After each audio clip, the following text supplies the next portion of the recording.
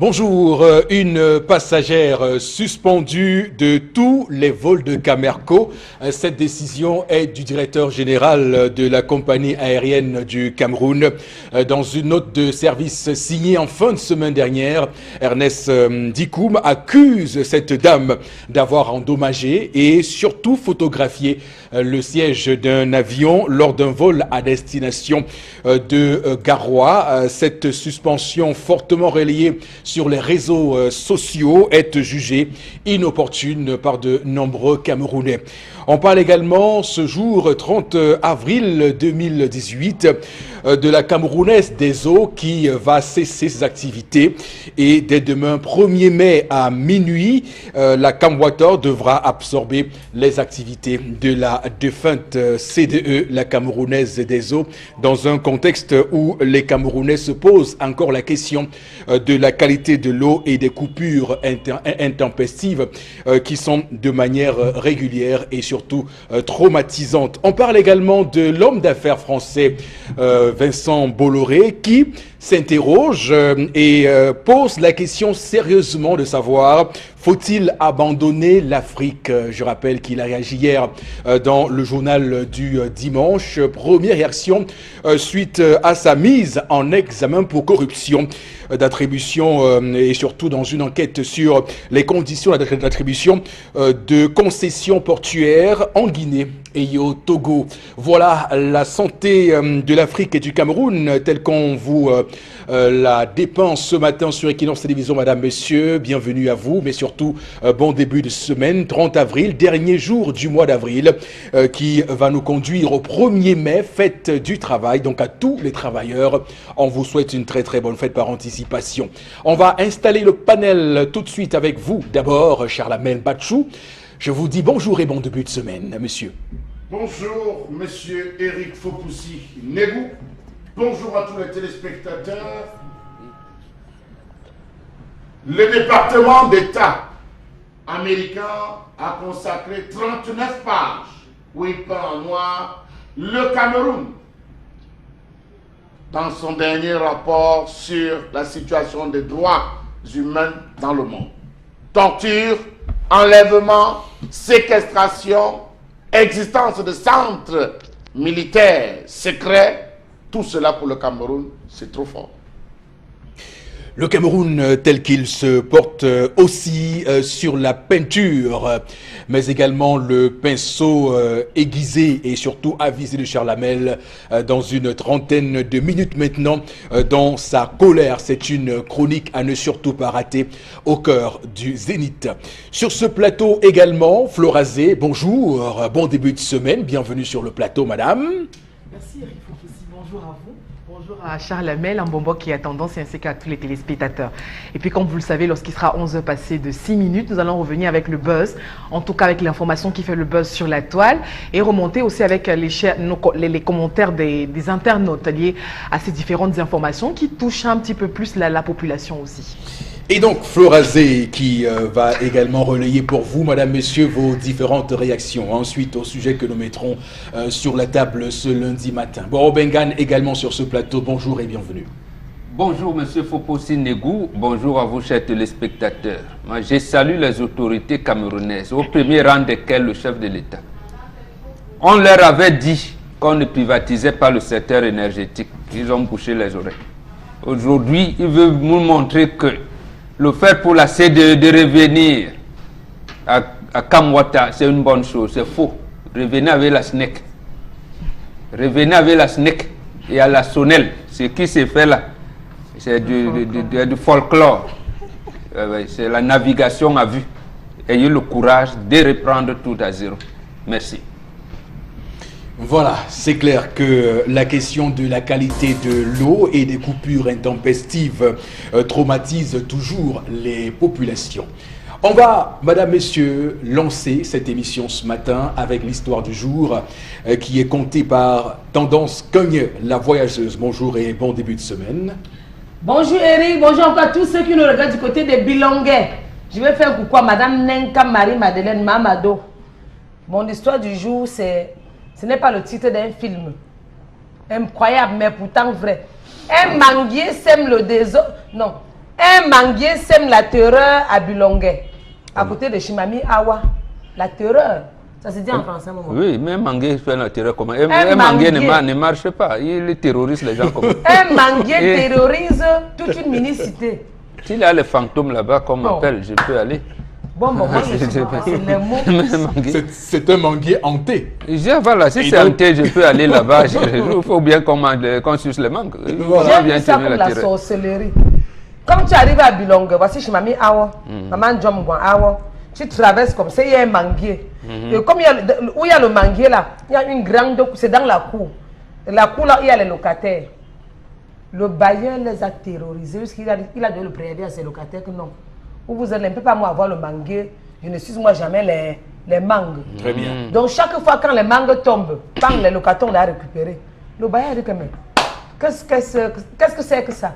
Qu'est-ce qu'il y a que j'ai mon manguier? Je n'arrive même pas à sucer une mangue. Ah, donc il dit qu'aujourd'hui là, les locataires vont libérer la maison. Donc il a donné le préavis à tous les locataires et demain, il va aller prendre une convocation pour leur donner. Que moi, quand les mangues, donc il y a une mangue qui est tombée hier, Flora. Le bailleur voulait partir par... Il y a un locataire qui s'est précipité. Il allait récupérer la mangue. Le bailleur dit, oh, sorcellerie. C'est quoi? Mon manguier, maman, vous avez planté la mangue ici. C'est même que... C'est quelle sorcellerie ça? Donc je vais avoir un manguier, je ne dois jamais sucer mes mangues. Comme c'est là, vous n'êtes pas venu louer le manguier ici. Vous êtes venu louer la maison. Les mangues qui tombent, ce sont mes mangues. Les locataires se sont opposés. Une autre femme locataire dit que c'est moi qui balaie. Le type a dit qu'il ne gère pas les détails, qu'il va seulement leur donner le préavis. Et ils vont libérer. Je n'ai pas le pour rien, vous croyez que c'est les blagues. J'ai dit qu'il a dit à tous ses locataires que libérer. Il ne veut pas moi les mots de tête. Un manguier qui est là depuis des années, vous venez, la saison de mangue, n'aime pas goûter une mangue. Parce que vous voulez montrer quoi? Je n'ai pas de tuerie. Je vous dis vrai. Que quoi? Tu voulais dire non que quoi? Non, fini, pas jusqu'au bout de tes pensées. Non, il exagère un peu quand même. Mais quand le manguier, avant de produire les fruits, laisse tomber les feuilles de temps en temps, qui balaie la cour alors? Il dit qu'il ne veut pas gérer les détails. Il exagère quand même un peu. Donc il a le préavis qu'il a donné à ses locataires. Je m'arrête là, Eric. Oui. Et ce genre de débat, tu arrives quelque part, il y a un manguier, les mangues tombent, mais tu ne peux pas ramasser parce que le bailleur a mis les cales. Au point où il vous donne les préavis pour ça. Oui. Regardez comment les gens peuvent mourir, même sur toutes les choses que vous croyez que ça peut être important. Alors que c'est vraiment important pour lui. Eric, je te passe la parole, cause avec tes téléspectateurs. Bien sûr, sur Equinox Télévision, on fait de la télé, madame, monsieur, ce matin, sur cette question de la vie en communauté, mais également sur cette réaction de ce bailleur qui semble très engagé et déterminé à faire appliquer ses désirs, ses desiderata, donc ceux de ne surtout pas accepter que ses locataires bénéficient, du moins jouissent, puisqu'on parle de la jouissance d'un bien, on parle également de la propriété, on parle de l'usus, le fructus, de la jouissance d'un bien qu'on a. Alors, d'abord, j'aimerais quand même faire une projection sur ce qui se passait quand on était encore plus jeune. Je me souviens, en Konsamba, à l'époque, quand nous allions faire des promenades dans les champs et qu'on était souvent amenés à aller cueillir 2-3 mangues ici et là. Oui, ça nous est arrivé aussi, tendance. Et donc, on voyait des gens qui mettaient des gros fétiches pour vous empêcher de mettre le grappin sur leurs fruits. Bon, il y avait des hypothèses qu'on évoquait. On disait, si vous touchez la mangue, vous allez caler poster tout de suite, vous n'allez pas bouger. Et donc, personne n'osait vérifier. Je pense que ce bailleur-là pourrait essayer ça pour voir. Oui, il fétiche pour voir ce qui va se passer. Oui, il lance les abeilles là-bas. Pourquoi pas? Alors, je commence par vous, Boro Bengan, sur la vie en communauté. Est-ce que cette réaction du bailleur, pour vous, dénote et démontre que l'individualisme qui a cours en ce moment tend désormais à devenir une règle? C'est plus que l'individualisme, c'est de la méchanceté, pure et simple, c'est de la méchanceté. Oui. Et ce bailleur-là, comme vous, peut-être il n'a pas vécu. Comme vous, il ne connaît pas les règles qui régissent notre environnement, y compris même de son clan, je ne sais pas où il vient. D'abord, il est interdit de couper un arbre fruitier. à moins que vous ne vouliez construire une maison et que cet arbre peut endommager la maison ou la toiture. L'arbre fruitier, c'est pour tout le monde. Et j'ai posé la question à Tendance tout à l'heure, qui balaie la cour? Lui, les locataires balaient, mais ne peuvent pas sucer de mangue. Ils ne peuvent pas. Mais en fait, un arbre fruitier, ça appartient à quelqu'un parce que c'est son tout seul, mais en fait, c'est pour les enfants. Vous dites bien que nous tous, nous avons été maraudeurs à un moment donné de notre vie. Donc, et les enfants, il suffit juste de donner, d'établir un ordre. J'avais dit que non, peut-être on peut secouer le manguier de telle manière qu'on puisse partager et tout. Mais maintenant, quand une mangue tombe, c'est le premier à venir qui prend la mangue maintenant. Donc, et peut-être, comme il est le propriétaire, comme je vais vite pour donner, j'allais dire, des principes qui réglementaient ce genre de choses, et que c'est son manguier, les autres, on secoue, on se partage les mangues, oui. et c'est tout. Et il laisse la possibilité à tout le monde de le faire. Maintenant, je comprends aussi que les bailleurs, les locataires, peut-être ils sont dans une course contre la montre quand une mangue tombe. C'est précisément parce qu'il n'y a pas de règles établies que des choses comme ça. Voilà. Oui, absolument. Que ce soit les prunes, les manguiers, tout ce que vous voulez, les arbres fruitiers qui sont dans la cour, appartient à un moment. Bon, il y en a quand le fruit est mûr, il tombe. Le premier venu peut ramasser. Maintenant, mais on laisse mûrir beaucoup de fruits, l'essentiel de fruits, pour qu'on cueille un grand nombre et que tous les gens qui balayent la cour se les partagent, se nourrissent. Voilà. Mais est-ce que, justement, ce n'est pas là où se pose le problème? Parce que le bailleur peut avoir des plans sur cet arbre fruitier, étant entendu qu'il a été à l'origine de cet arbre-là, il a dû consentir des sacrifices, et il se dit que c'est le moment pour lui de pouvoir fructifier ça et de vendre. Parce que les mangues, désormais, ça coûte cher à Douala, à ce moment-là, ça devient... Voilà, il le dit à ses locataires. Et à ce moment-là, en le disant, ça ne s'arrête pas là. Il doit veiller que ce soit lui, le bailleur, qui vient balayer la cour. Parce qu'avant de produire les fruits, il y a quand même les feuilles qui tombent chaque fois. Donc la mangue, l'arbre salit la cour. Et qui s'occupe de la propriété de la cour? Si c'est lui le bailleur, je comprends, mais dans ce cas, ce n'est pas lui. C'est bien ces locataires qui balaient la cour. D'accord. Et à ce moment, même s'il a, j'allais dire, des visées, veut vendre les mangues, et si le manguier a produit beaucoup, et toutes les mangues ne mûrissent pas au même moment, on laisse une quantité, on vient un soir, un matin, je ne sais pas quand, on secoue, on cueille les mangues, et il prend la quantité qui lui revient et distribue aux autres. Mais est-ce qu'il n'y a pas un comportement aussi irresponsable de la part de ceux qui ne s'occupent qu'à jouir d'un bien? Parce que il me souvient avec mon papa, lorsque on essayait de bénéficier d'un fruit, je prends le cas de l'avocat par exemple, papa faisait tout pour nous dire qu'il fallait qu'on ait à l'esprit qu'on peut perpétuer cet avocat-là en le faisant repousser ailleurs, par exemple. Absolument. Mais sauf que désormais, il n'y a plus cette conscience des gens. Les gens sont dans la jouissance et pas dans la perpétuation de ces arbres fruitiers-là. Non, il y a deux choses que vous relevez là. Oui. La première, effectivement, la perpétuation. Nous, on perpétue les fruits. À partir de la canne à sucre jusqu'à, je ne sais pas moi, à l'arbre le plus, j'allais dire, le plus valeureux de la maison. On doit perpétuer. C'est pour ça que même si vous prenez les mêmes mangues, vous allez au champ, on ne jette pas les noyaux n'importe comment. On les plante. Si vous ne plantez pas directement, vous les entassez à un moment, de telle manière que quand ça va commencer à germer, vous les plantez. Il en est de même des prunes, de tout. D'accord. De tout. L'autre chose, ici nous sommes en ville, de la deuxième chose, est-ce que l'espace consacré et l'espace de jouissance là en ville permet de produire, je vais dire, voilà, de fructifier ce que vous avez dit. J'ai bien peur que non. Donc ici en ville, on va sucer les mangues et on va jeter les noyaux, on ne pourra pas les planter. Là maintenant, si le bailleur qui a son terrain pense qu'il peut planter, bon là, ça veut dire qu'il a réservé un espace où on peut planter les arbres et on continue donc à planter. Et là, il met un peu de l'ordre, de discipline. Mais le fruit en Afrique, allez dans mon village partout en Afrique, que ce soit en Côte d'Ivoire, en Afrique du Sud, on mettait même les bananes du vent mûr, on accroche ça, on met même une calebasse d'eau à côté, on met tout. Oui, vous venez voir même les mangues là, on les met soit on les pose sur les étals, on les met dans un panier à côté pour les passants. Oui. Toutes sortes de C'est un fruits, on bien les commun. met. Mais c'est ça, hein. Chez nous en Afrique, c'était... Et l'autre chose que vous avez dit là, Oui. non, le fétichisme dont vous faites allusion. Oui, non, bon. quand on sait que les enfants vont parler, en réalité, on les effraie, on ne met rien. Oui, parce Et qu'on puis, avait c'est peur.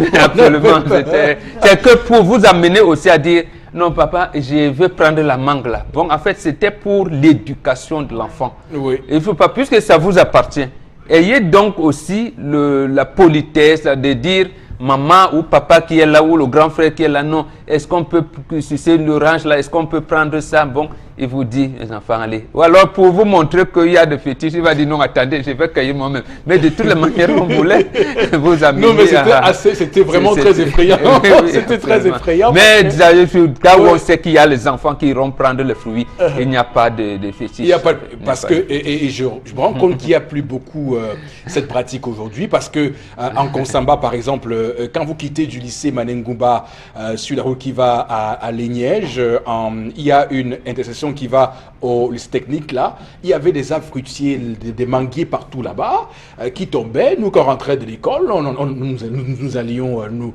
Absolument. servir sans aucun problème. Mais je vois, c'est plus vraiment ça. Mais Ça les existe fétiches, plus. c'est aussi bien, hein, parce que vous volez chez moi, c'est votre problème.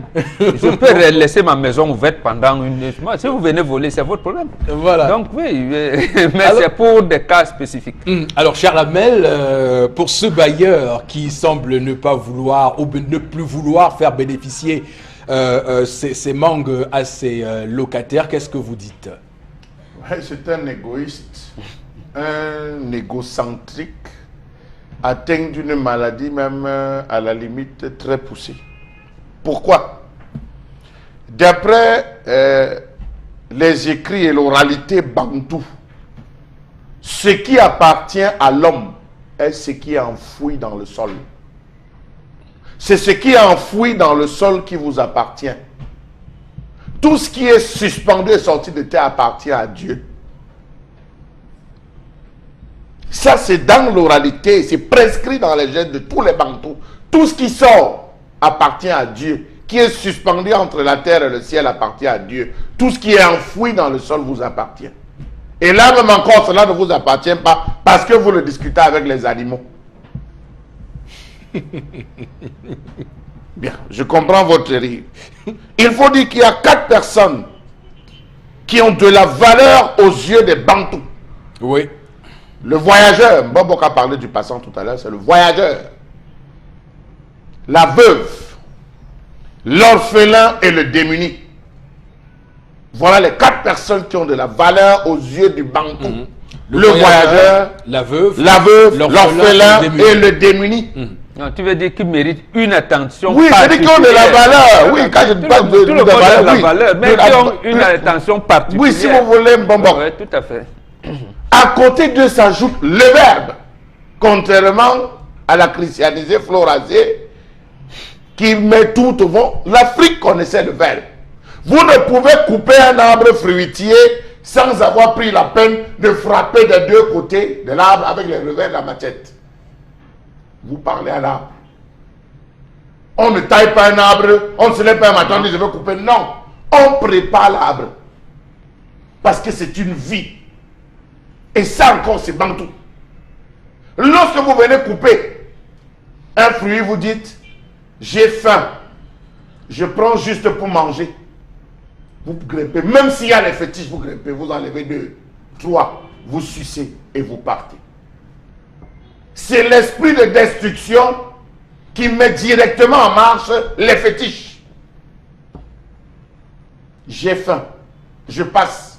J'ai vu les prunes. J'enlève les prunes. Ça appartient à Dieu, ça ne vous appartient pas.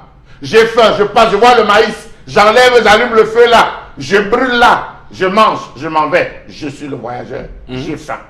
Je ne détruis pas. Sans conséquence. Je n'entre sans conséquence. Je n'entre pas dans votre chambre avec un gros sac mangeant. Je rafle tout, je pars. Et même là, je lance un défi à quiconque, même les industriels. Vous ne pouvez pas vous raconter tout votre champ.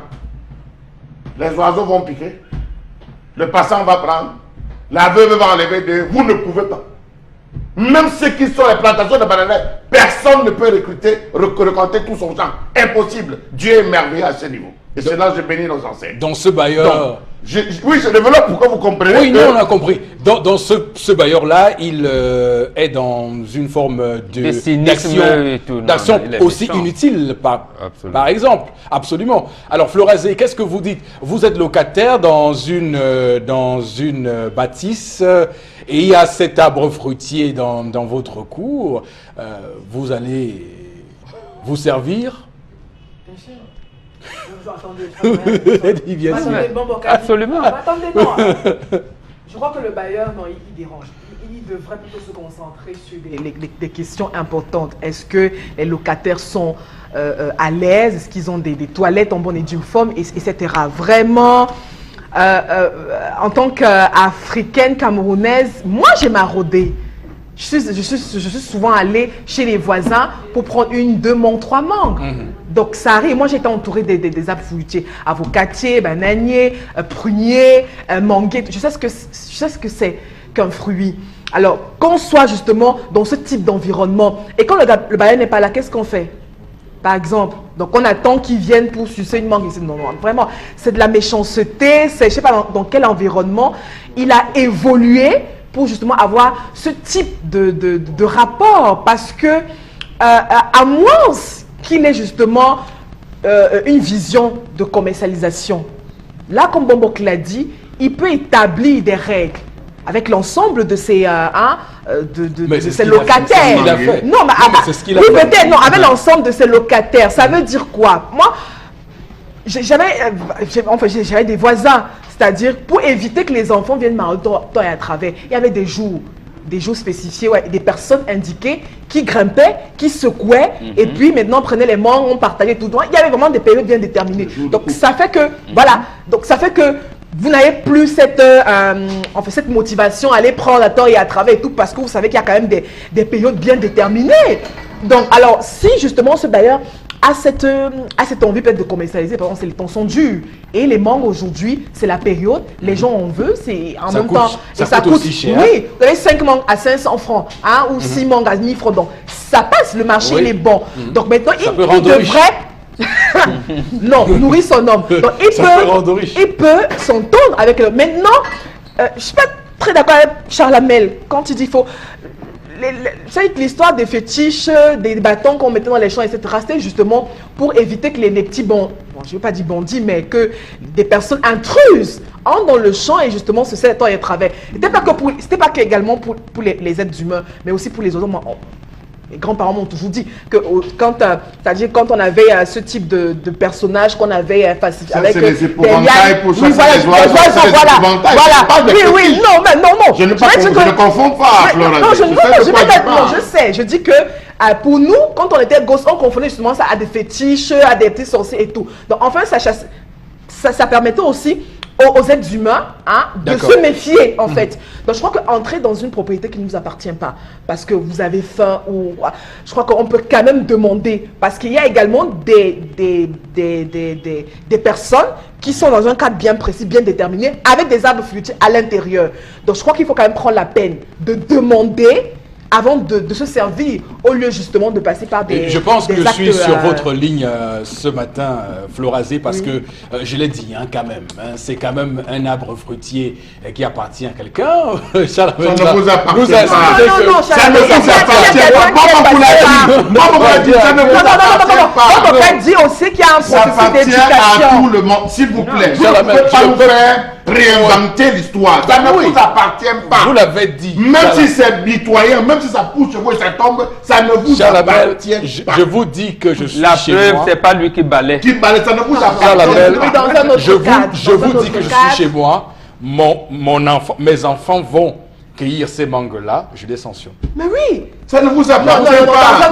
Mais les mangues tombent. Oui. Les mangues est tombée. Ils sont pas montés. La mangue est tombée. Ils n'ont pas. Et donc on va laisser ça pourrir parce que je crois que peut-être ce qu'il faut pour s'y veut dire. Vous avez votre concession à vous bien déterminée. Vous avez vos arbres fruitiers à l'intérieur. Que des personnes intruses de temps en temps entrent à votre insu pour utiliser le terme comme un maraudou bien pour cueillir des mangues à votre insu. Ça aussi, ça, il faut réprimander Les blancs, ça. non. Les enfants qui le font, généralement, on les gronde. Mais on sait qu'ils vont même revenir 30 minutes après. Mais on les gronde. En réalité, c'est pour éviter les risques de monter et tomber et se fracturer. Voilà. Je voulais absolument. préciser à Florazé que Florazé, vous n'avez jamais eu faim dans votre vie. Non. La famille, non. je le dis pour dire que la famille, c'est volé à un moment la donné. famille, permettez, continuer à- enlever les expressions de voler. Enlever ces expressions. prendre son permission, Encore à allez, côté de ces expressions, on voit tout ce qui se passe dans la société avec comment on appelle Ce sont vos expressions, hein. Ce sont vos expressions. Où on tue quelqu'un parce qu'il a volé un bout de pain pour manger. Ça n'a jamais existé en Afrique. Mais vous Ça, savez c'est de aussi qu'il faut- l'occidentalisation. Mais J'ai dit c'est qu'on en n'a Afrique. jamais tué quelqu'un en Afrique qui a volé pour manger. Mais c'est en Bon, Afrique qu'on moi, dit qu'il faudra moi, je pense un- pas vous que dire. Chalamel, Je peux vous pensez-vous dire. sérieusement que ces locataires qui sucent et maraudent ces mangues-là, c'est parce qu'ils ont faim? Non, je ne suis pas à ce stade. Alors, moi, j'estime c'est que pas la question. le problème est tout ailleurs. Oui. Parce qu'une mangue qui tombe ne peut en aucun moment unique décimer tous les arbres fruitiers. Je crois qu'il y a certains qui usent des artifices qu'on connaît comme les bâtons. Voilà. Ils lancent des bâtons. Oui. Il peut y avoir d'autres personnes qui utilisent des artifices qui ne sont pas bien, qui ont amené ce baillon. Mais si ce n'est que pour les mangues qui tombent, j'ai dit, si ce n'est que pour les mangues qui tombent, il est vraiment égocentrique et égoïste. Oui, Mais on est tous d'accord avec, s'ils voilà. utilisent d'autres instruments pour avoir ces mangues, alors je dis non. Là, il est dans son droit. Ce sont les méthodes du maraudage. Les C'est méthodes du la maraudage, famine. C'est la famine. Oui, Dans les ça, quartiers, ouais. nous, on a vu des gens qui passaient, toquaient à la barrière pour dire, s'il te plaît, coupe-moi simple, j'ai un bout de pain, je veux manger avec. Non, entre, monte, cueille, il va manger. Voilà. Ça, c'est ce que je dis. Donc, il y a d'autres zones, ça, c'est les maisons qui ont des barrières. Mais d'autres maisons, c'est ouvert. Vraiment, je vous assure, la famine pousse les gens à faire des choses dans les quartiers. Voilà, Chalamel, vous êtes le porte-parole ce matin des sans-voix et d'ailleurs je vous en remercie pour ça. Alors Tendance, qu'est-ce que tu as à dire à ce bailleur-là ce matin? Ah, je lui donne raison. Vous avez semé le mangue là-bas, ou c'est la mangue qui est plantée. Merci Vous beaucoup. avez planté la mangue là-bas, ou c'est le... On plante le mangue, non, bon. On plante les mangues. Voilà. On ne sème pas les mangues, non, Eric. Non, on plante, oui. Vous n'avez pas planté un manguier là-bas. Vous ne savez pas pourquoi il a refusé. Parfois, c'est pour votre bien. Non, mais il doit expliquer. Il a dit qu'il ne veut doit pas. dire. Voilà qui vous a donné le préavis libéré. Qui paie? C'est vous qui allez perdre. Si je vois quelque part, c'est qu'en touchant telle chose, ça va te nuire, mieux j'évite. Bien sûr. Oui, mieux j'évite, moi, parce que le dehors est tellement mauvais maintenant que nous sommes plus à l'époque à l'Antiquité où on pouvait dire que non, la vie était simple. Il sait pourquoi il ne veut pas qu'on goûte au mangue là. Mais vous imposez, on va goûter, c'est nous qui balayons. Vous avez balayé, on a vu, non? On a donné le préavis à qui? À moi. C'est pas moi qu'on a donné le préavis. Maintenant, pour trouver une maison, c'est dur. Quand tu vas trouver la maison, on va te dire que... mais là, c'est Le préavis qui donne... Non, mais c'est un abus. Je veux dire. Vous manquez le respect au bailleur. Non, mais Ça, c'est un manque de ça ne respect. repose sur aucun. Atteinte à sa personnalité. Vous ne pouvez Il pas va dire décevoir un père. incompatibilité d'humeur. Peut-être. Oui, atteinte à Peut-être. sa personnalité. Oui. Un papa qui n'a pas besoin que vous touchez à ses mangues et vous touchez. Et quand il veut parler, vous dites que c'est toi qui balayes par terre. Il n'a pas raison. S'il avait un jardin où il y a des cannes, peut-être que les gars allaient là-bas couper les cannes et de manière récurrente, là, il se serait énervé. Mais pour Oui. les mangues qui tombent, Le père de tuer là, c'est quand même, il n'est pas un Africain. le père celui-là. de tuer même là, il n'a même pas encore goûté les premières mangues. Alors Alors, qu'il est manguier. Mais généralement, les Vous venez gens... Pour ceux qui voyagent Vous voulez tendance, qui arrivent à Fokwankem, Oui. Fokwanke, à la montée, la colline là, Fokwankem, Où il y a les bananes, Fokwanke, là. où il y a les bananes, on ne vend pas ces bananes.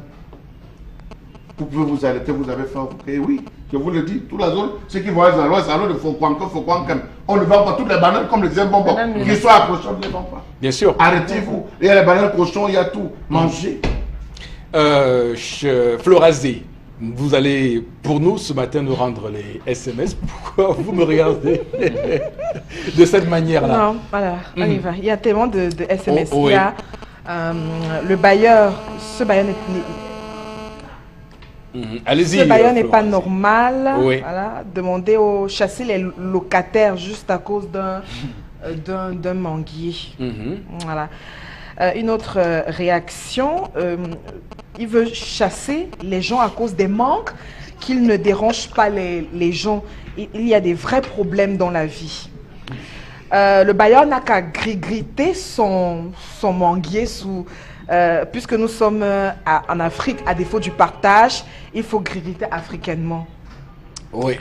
Le bailleur, pour Enfin, pour consommer ces mangues, n'a qu'à les cueillir. C'est Hans Amarois qui réagit. Justement, puisqu'il peut monter à tout moment. Ouais.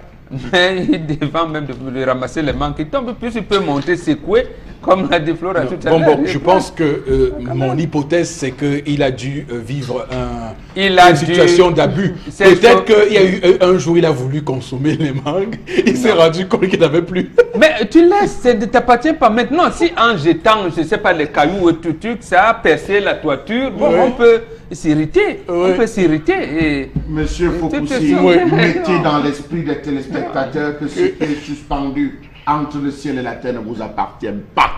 Ça appartient à Dieu. Vous ne pouvez pas sucer tous les mangues de manguier. Quelles que soient les raisons évoquées, ce n'est pas possible. Dites-le-leur qu'ils comprennent que c'est comme ça en Afrique. Même les papayers, vous ne pouvez pas. Voilà. Que le bailleur ait l'esprit de partage. C'est quoi son projet en refusant à ses locataires de sucer ses mangues? C'est Saouda qui réagit. Cette attitude n'est pas du tout recommandée. Donc le bailleur, il faut savoir partager. Qu'est-ce qu'il fera avec toutes ces mangues? Et il faut même préciser, qu'à certains endroits, là où quand vous partez même pour cueillir, c'est là où le bailleur, le propriétaire profitait pour dire que bon, vous voulez cueillir, oui, prenez le balai d'abord, vous balayez là-bas, vous nettoyez, puisez-moi de l'eau. Vous pouvez puiser l'eau, on vient puiser, et donc on monte avec. Il vous dit ne lancez pas les pierres, montez. C'est ça l'Afrique. Monter, c'est quoi? Oui, mais c'est ça l'Afrique, mais il faut comprendre aussi que les gens peuvent à un moment donné se retrouver butés. Alors, je prends un exemple. Il y avait un voisin qui avait son prunier. Alors, vous savez que les prunes, souvent, ça noircit par séquence. Ouais. Et donc, chaque fois que 2, 3, 10 prunes noircissaient, alors le gars cueillait. Alors, lui, chaque fois qu'il arrivait, il n'avait pas de prunes disponibles. Alors, à un moment donné, il s'est plaint naturellement, mais c'est pas possible. J'aime mon bien, je n'arrive pas à consommer parce que les gens sont plus rapides que moi sur le coup. Donc, ça peut arriver. Avec les avocats. Quand vous avez ce type d'attitude, vraiment à négocier, vous enlevez l'arbre fruitier pour vous rester en paix. Tant que c'est là. Même à Bonamou, ça dit Denver, dans les maisons de balais, les enfants passent toujours, ils le font. Voilà. Ça vient quand reste dehors, il sait ce qu'on peut faire lancer un bâton, il fait des crochets, il tire hors du portail. Mais là, c'est pas une attitude. Là, c'est du vol. Non, mais je vous dis, c'est la famille, c'est pas le vol. C'est pas le vol. C'est pas le vol. C'est pas du vol, ça. Non, pas du vol. D'abord, c'est pas du vol. Première raison, on ne construit pas avec des barrières chez nous. Voilà. Il y a des limites, non? Ils l'ont fait et nous ont dit qu'ils sont dans la déviance sociale. Oui. Même ceux qui sont là, ont leurs barrières toutes faites, la milliardaire et tout, sont dans la déviance sociale. Parce que un arbre fruitier qui est dans votre barrière, mon ami, comment vous allez faire donc pour amener votre solidarité avec les voisins? Parce que c'est ça la société, c'est la solidarité. Oui, et l'arbre solidarité, là où il y a arbre fruitier, il y a solidarité. Et on vous dit souvent, il y a un proverbe qui dit on ne jette les cailloux que sur un arbre fruitier. Vraiment, on ne devrait pas construire avec les barrières. Merci pour ce proverbe, on ne jette les cailloux que sur un arbre fruitier. Bombok et Charles Amel, vraiment, j'ai du mal à vous suivre. Je ne suis pas d'accord avec mais alors, vous voulez pas votre tradition? On vous met dans votre tradition qui vous met en relation directe avec Dieu, qui vous demande de faire du bien, de partager. Même dans son même dans sa concession bien délimitée, ça enlève en quoi votre partage, votre esprit de partage. Ça enlève, c'est lui là même, il a même des locataires qui balaient la cour, qui perdent ceci, et il a dit ne sucez pas de mangue. Oui, vous trouvez ça normal? Non, on n'est pas normal. Tendance disent que c'est bon. La preuve, en tout cas, il faut marcher à son rythme. Non, si les enfants, en jetant les pierres, les cailloux, ils ont commencé à percer les toitures, on leur dit non, plus jamais. C'est pas bon. Laissez que ça tombe. Ou alors à un moment, comme vous avez dit, ça mûrit par séquence, on fait monter quelqu'un qui va secouer, on partage. Et lui prend une grande partie, s'il veut donc aller commercialiser. Alors, bon, j'ai tout à l'heure, à l'entame de cet échange, dit clairement qu'on devrait mettre en perspective le droit de propriété, qui est un droit de l'homme, reconnu à tous et à chacun. Il sait comment la mangue a été créée. Il sait créer, le droit de propriété. Vous savez comment la mangue fleurit. Vous faites comment pour que la mangue fleurisse? Non, mais c'est un droit de propriété. Non, c'est votre propriété. Je dis, ça ne vous appartient pas. Vous devez jouir de ce qui vous appartient. Je dis, ça ne vous appartient pas. Dès que c'est sorti, ça ne vous appartient. On vous dit même très loin, même l'enfant ne vous appartient pas. Or, c'est vous et votre femme qui avez donné l'enfant. Cet enfant, mais ce ne vous appartient pas, c'est l'enfant du monde. Merci beaucoup à vous, madame, monsieur, de rester sur Equinox Télévision. Merci de faire la télévision avec nous. Restez, ne bougez pas, surtout pas.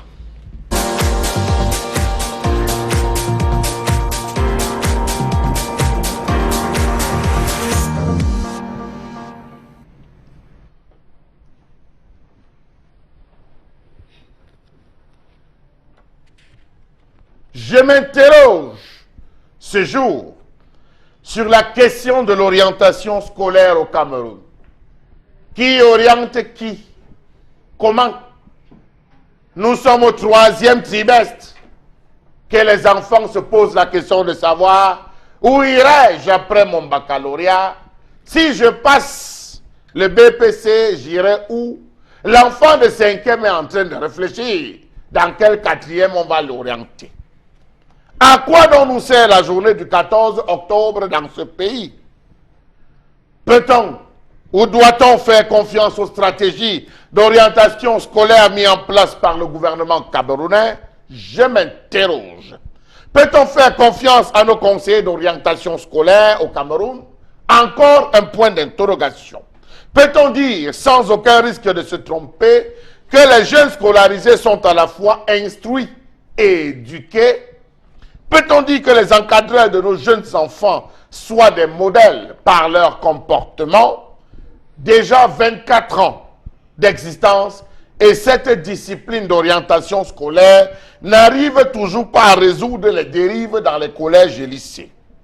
Comment comprendre le fait que depuis l'introduction des cours d'orientation dans les lycées en 1994, le taux de dérive ne cesse d'aller grandissant, comme pour démontrer que ces cours ne sont pas un remède miracle?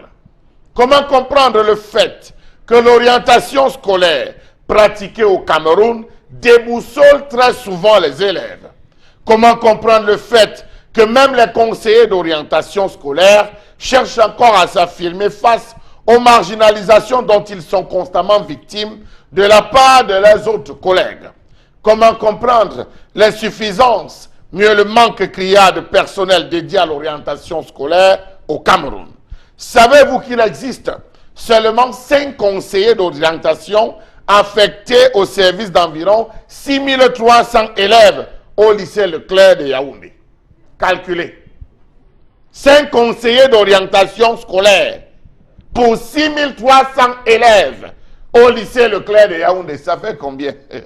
Comment comprendre le fait que les conseillers d'orientation soient généralement accusés d'induire les élèves à faire un mauvais choix?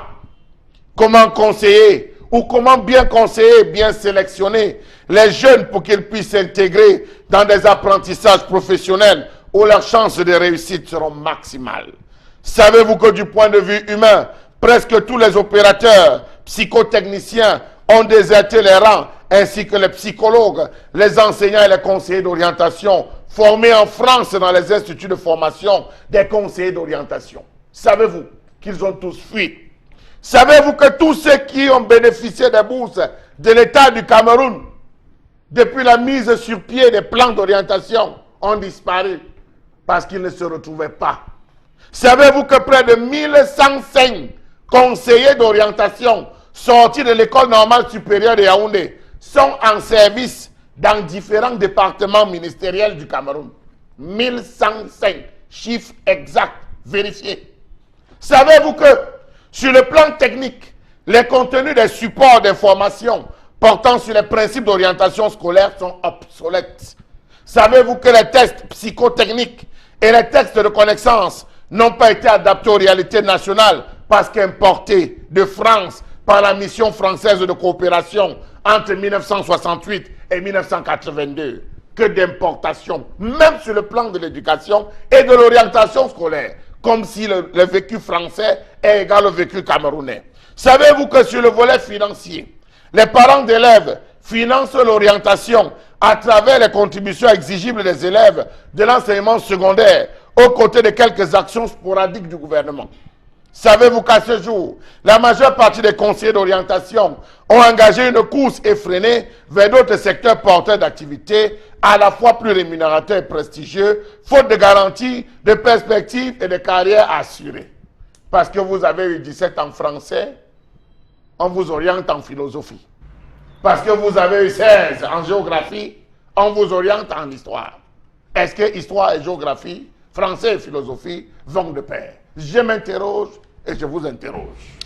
Une chronique signée Charles Amel Bachou ce matin sur une question prégnante de l'éducation au Cameroun, celle de l'orientation scolaire, académique et professionnelle. On va surtout dire qu'au Cameroun, il y a une journée nationale consacrée à l'orientation scolaire en octobre.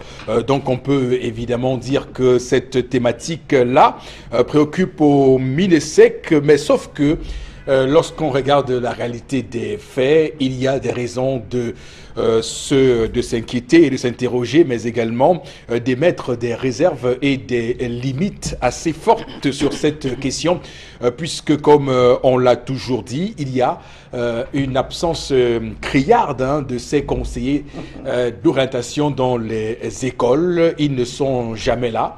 Pour ceux qui n'ont pas été, comme vous l'avez dit Chalamel, employés dans les ministères au Cameroun, ils font plutôt leur business, puisque j'ai écouté un jour un témoignage hallucinant d'un Camerounais qui est allé faire le concours à l'école normale supérieure pour être conseiller d'orientation scolaire.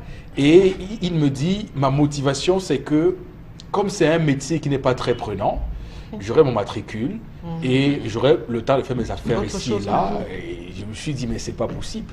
Donc, on a une fonction fictive au Cameroun en réalité. Il y a un qui fait le clando ici à Coiffe. Un conseil d'orientation, il a un taxi, fait le clando ici. Il a l'établissement à quel moment? À l'établissement. Son établissement n'est pas loin. Voilà.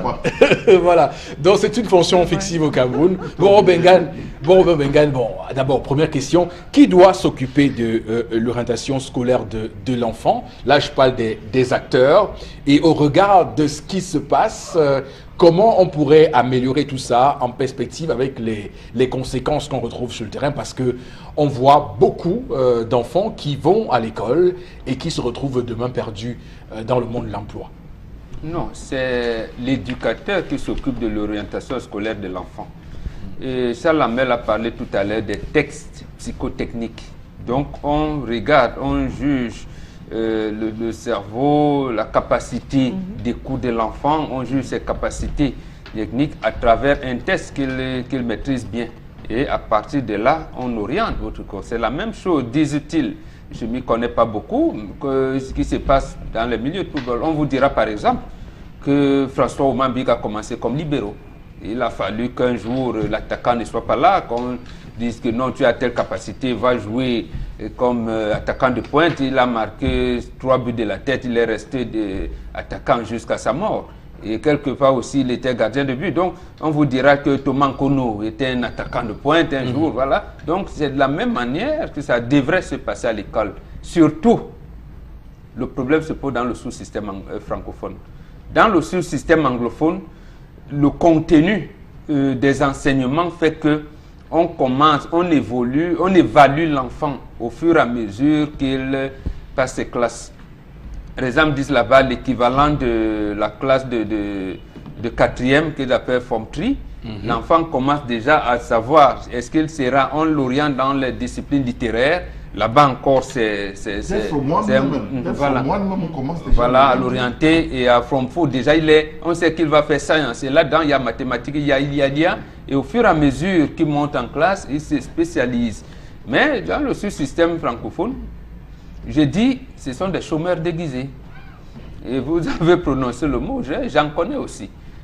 J'en connais aussi. Bon, c'est vrai, je n'ai pas été long à l'école, mais là où je me suis arrêté, et de beaucoup de mes enfants... Vous faites de la modestie, bon, c'est quoi je disais qu'ils sont conseillers d'orientation, bon. Mais ils me disaient, non, il faut qu'on ait un matricule, et après on verra. Moi, je cherche seulement un matricule, après je verrai. Voilà. Il y en a un qui est commissaire de police aujourd'hui. Il dit, mais attends, j'ai dit que non, gars. Et tout d'un coup, là, je ne sais pas, après, j'ai eu une opportunité, je suis allé là-bas. J'ai dit, mais est-ce que toi, je n'ai même jamais travaillé. Donc, c'est ça. Donc, en fait, c'est des chômeurs déguisés. Donc, ce que vous décrivez là est effrayant, c'est effroyable. Donc, qui donc oriente nos enfants? Personne. On les a laissés à la merci. D'abord que l'école primaire et maternelle n'existe plus. On l'a privatisée, on a laissé ça. L'école secondaire, on est en train de... L'enseignement secondaire également est en train d'être privatisé. Et on vous dit, établissement Bombok ne doit pas ouvrir, mais j'ouvre. J'envoie même les enfants, les amens. Je vais aller à établissement Mandanda qui peut présenter. Je dis, non gars, j'ai mes gars là qui vont faire le BPC. D'accord. Prendre les bons. Et mon établissement est fermé, mais on laisse quand même. Et ils font quoi? Justement, les journées d'orientation scolaire. Quand vous venez là, vous n'avez pas évolué l'enfant pendant tout le parcours. Vous attendez un jour pour venir voir. Vous n'avez pas. L'enfant mérite un suivi. Et même ce qu'on fait aux enfants lorsqu'ils passent leur examen baccalauréat, j'allais dire, excusez-moi, je suis dur peut-être, mais c'est des conneries, ce qu'on fait à l'université. L'enfant passe son bac C, il ne sait pas quoi qu'il va faire. Il passe le bac A ou D, il ne sait pas ce qu'il va faire. Ce n'est pas en 2 jours là. Il vient à l'université de Douala-Ngaoundéré, je ne sais pas où. On lui dit, viens, il conseiller d'orientation, journée porte ouverte, tu viens, bon. Non, c'est des conneries. Oui. Donc, je dirais même que peut-être ça doit être une filière à fermer. Ça arrangerait monsieur le ministre Moutazé pour qu'il veut réduire les effectifs. Les effectifs et surtout les fonctionnaires fictifs.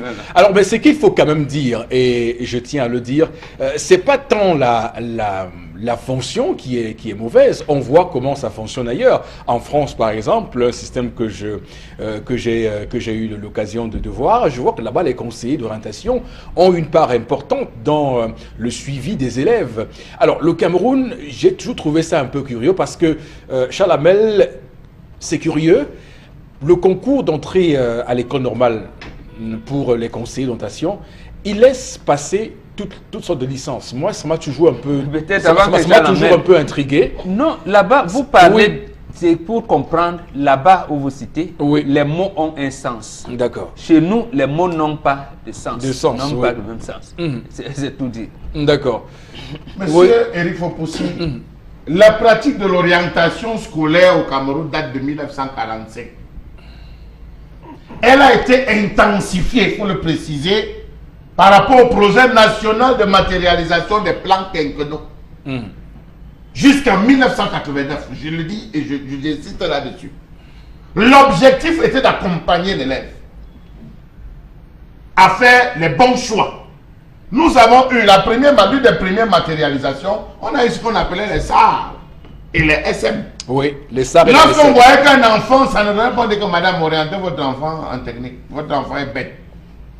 On pensait que le secteur technique c'était pour les bêtes, les rejetés, les fainéants de la société. Or qu'au niveau de la technique, même le gars qui faisait menuiserie devait encore faire appel à ces stratégies de calcul pour pouvoir sortir. Oui. C'est comme ça qu'on envoyait beaucoup d'enfants aller faire maçonnerie. C'est une incongruité pas possible. On envoyait beaucoup d'enfants aller faire maçonnerie. Mauvaise orientation. Et ça, et SM se sont créés. Voilà là où le principe d'orientation commence à être mis en place. On dit non, madame, vraiment, votre enfant, 2 fois il y aura de la norme. Envoyez-le. C'est comme ça qu'on dit l'esthétique. On commence à jeter les enfants dans les différentes rangs, aller se former. Voilà le premier loupé de l'orientation scolaire au Cameroun. Surtout nous qui avions la chance d'avoir notre certificat d'études primaires indigènes à 20 ans.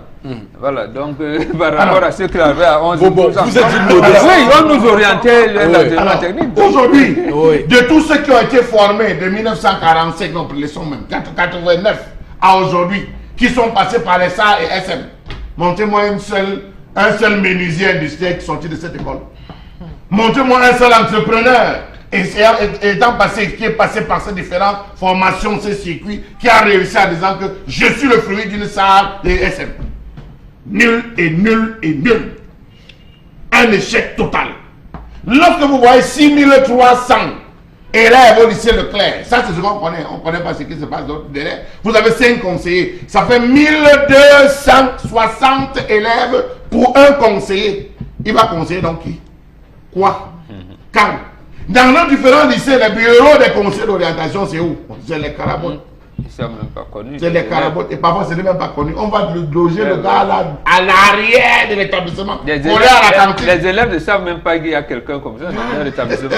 Oui, il faut Non, le mais dire. en fin d'année. Il faut le dire. Voilà, mais je veux surtout dire, Charles Hamel, parce que je tiens à insister dessus, je pense qu'il y a aussi un problème de formation dans cette histoire, parce que comment un Camerounais qui a fait peut-être une licence en droit peut de manière légitime postuler un concours comme celui-là, où on doit vous évaluer sur la psychologie générale. Quand l'État lui-même, Oui. ayant sorti des gars de QV, recrute 1105 dans différents services, où bouge, c'est pourquoi. Donc c'est clair que c'est un réel problème.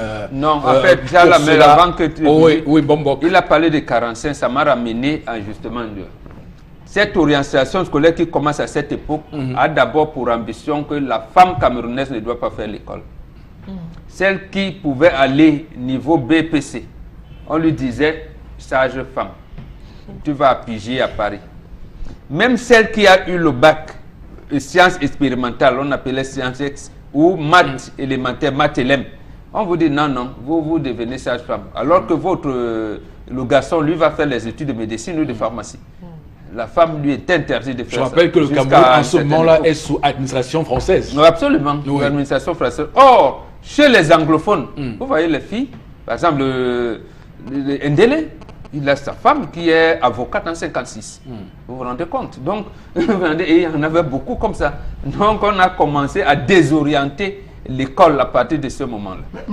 Vous allez même loin. Bon, prenons seulement les simples cours. Maintenant, les enfants, c'est classe de 5 ou classe 6. On apprend déjà à l'enfant comment préparer. Chez les anglophones. Oui, je ne sais pas, on apprend déjà à l'enfant comment préparer. Mais regardez une fille de cours moyen de... Alors, Florazé,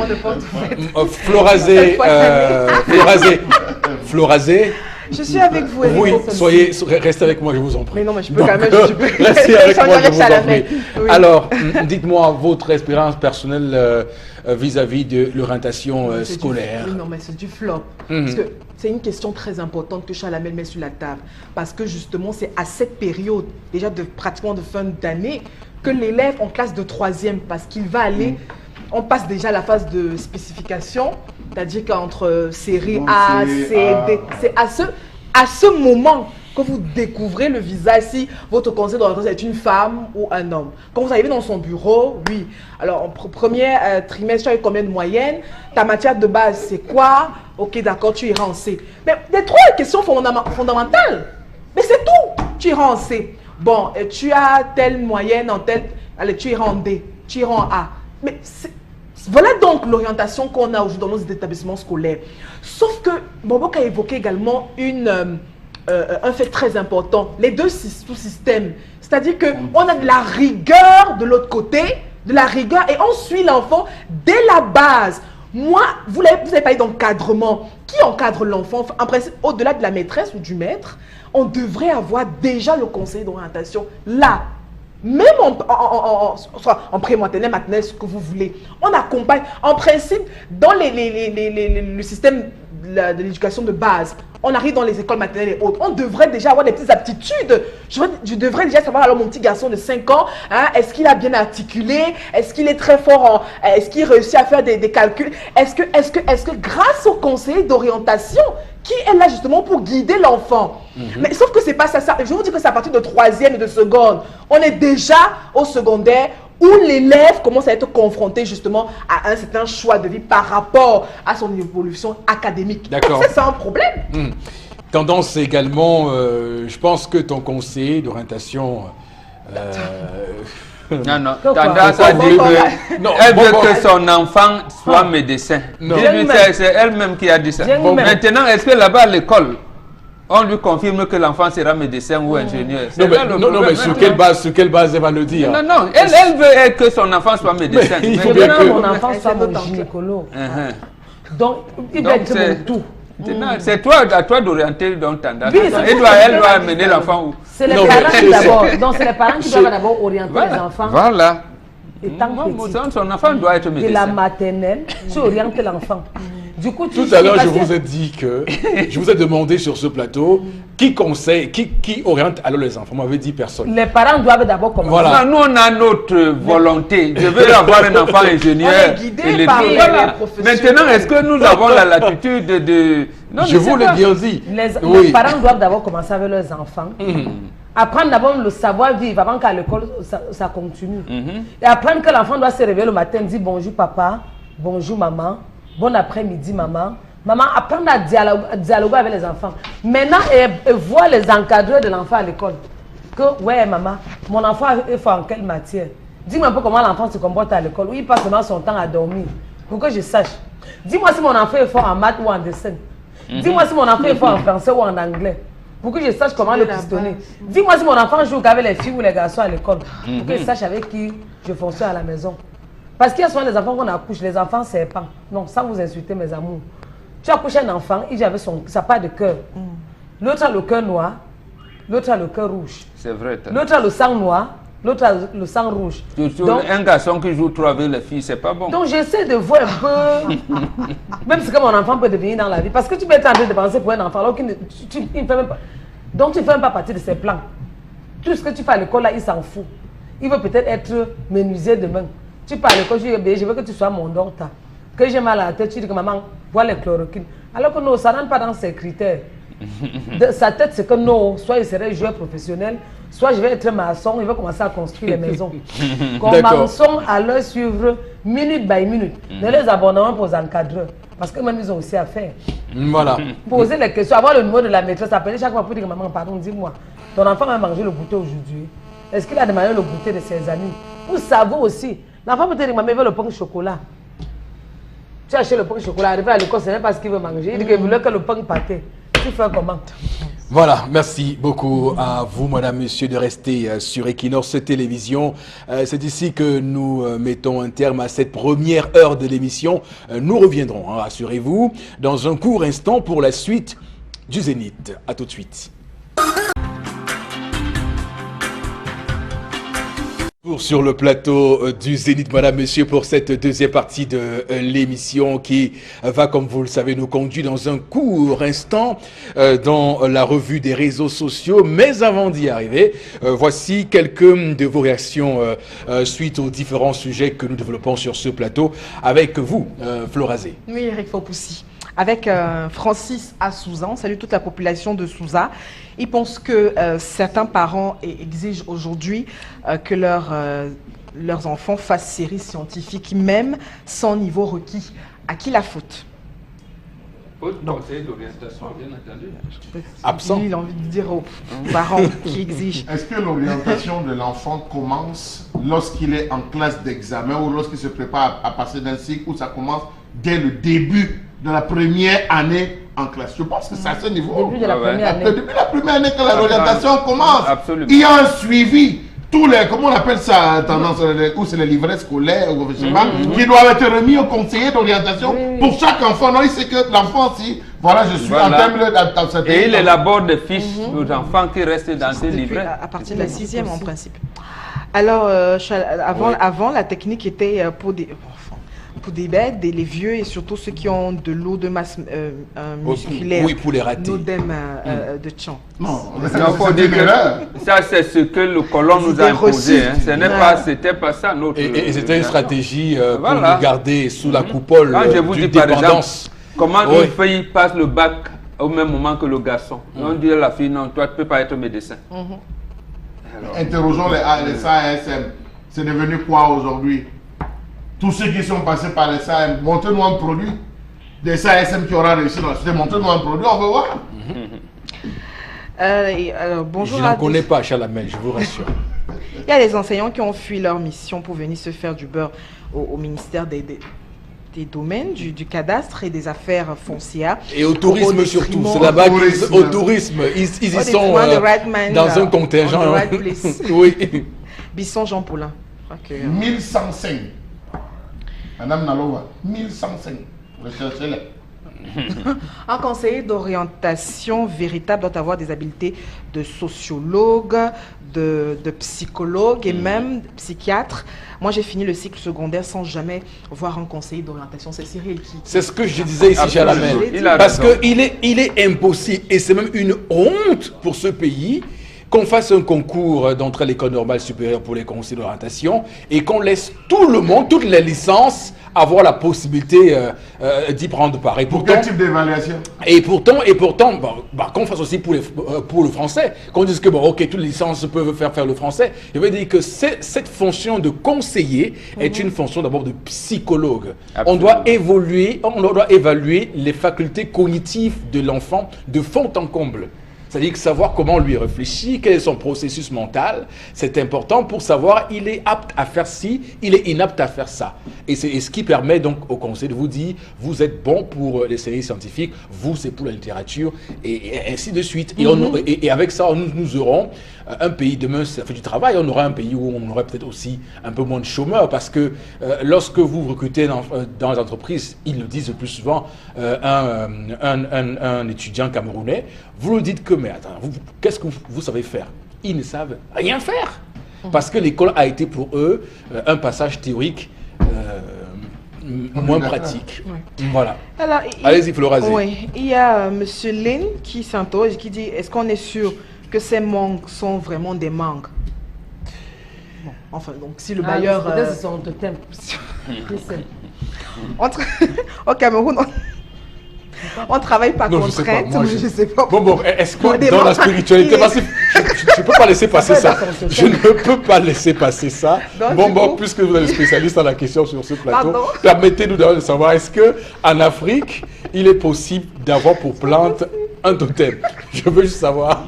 J'ai jamais Peut-être, ça peut être son totem. Non, moi je n'ai jamais entendu. Bon, je sais pas si les arbres... Cher Charlamel, c'était possible d'avoir un totem qui soit une plante? Je ne sais pas là où il va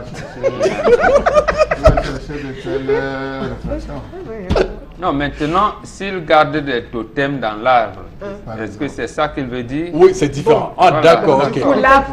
Enfin, du coup, ce qui se ressort du fruit, est-ce que c'est consommable? Parce qu'en allant régulièrement sur ces arbres, on perturbe la quiétude des esprits, qui sont là-bas. Pour reconnaître ce type d'arbre, dans le cas où on parle d'un arbre hanté, l'arbre généralement c'est divisé en deux. Il y a un côté qui est sec, qui est séché, et puis un autre qui est... Bon, pour ceux qui ne reconnaissent donc pas ça, ce caractère... Bon, il me souvient qu'il y avait un arbre, je ne sais pas, c'était une légende qui racontait qu'il y avait un arbre dans un champ où quand on frappait la machette... L'arbre criait. Non, le sang coulait. Bon, je ne sais pas si c'est vrai, mais il y a quand même des légendes urbaines comme ça qui existent ici et là. Ça part du mythe, d'une histoire qui est racontée que toute personne qui décède revient sous la forme, la réincarnation, le principe de réincarnation.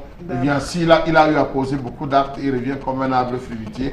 C'est des histoires qui étaient contées comme ça pour permettre aux enfants de respecter la nature. Donc juste des légendes? Non, pas des légendes. On a mené l'enfant à travers cela, à respecter la nature. Et Mbombo vous le dit tout le temps ici, on ne peut commander la nature, Mbombo. Quand lui obéissant, c'est Bacon qui le dit. C'est Mbombo lui-même le dit ici tout le temps. Il garde les mangues là pour donner à son totem. Alors, en effet, on se sent très souvent obligé de se séparer de sa passion pour ne pas misérer. Donc, pour ce qui est de l'orientation scolaire, ces soi-disant conseillers se détournent de leur mission et deviennent plutôt des conseillers sexuels. Et à partir de là, l'élève est désorienté. Car une fois la conscience attaquée, on ne peut plus rien. Les cours de SF ont disparu. Les cours d'éducation, on appelait ça éducation sociale et familiale, ont disparu. Donc je crois que c'est plutôt la légué tout ça au conseiller d'orientation. Il y a Lorraine qui dit qu'elle... Enfin, moi je pense que c'était... Bon, vous dites ESF, mais je connais EM. C'est quoi EM? Éducation quoi? Éducation ménagère. Nous on était éducation sociale et familiale. EM, oui, éducation. Ne compte pas le nombre de guides qui m'avaient piqué à l'époque là. Il fallait voler le dé de ma mère à des moments. Je prenais le dé de ma mère pour empêcher mon frère. Fallait broder aussi. Fallait faire des points de croix. On a fait le point de croix. Je me rappelle de faire le point de croix encore. Point de chaînette. Ah là là, Et puis il y a... le raccommodage de nos tenues aussi, à un moment donné. faut louer la femme. Mais il faut dire quand même que les jeunes d'aujourd'hui ont perdu beaucoup de choses. Mais c'est beaucoup de valeur quand même. Voilà. Alors, il y a Lorraine qui pense que... juste pour vous dire que mon conseil d'orientation, c'est mon père.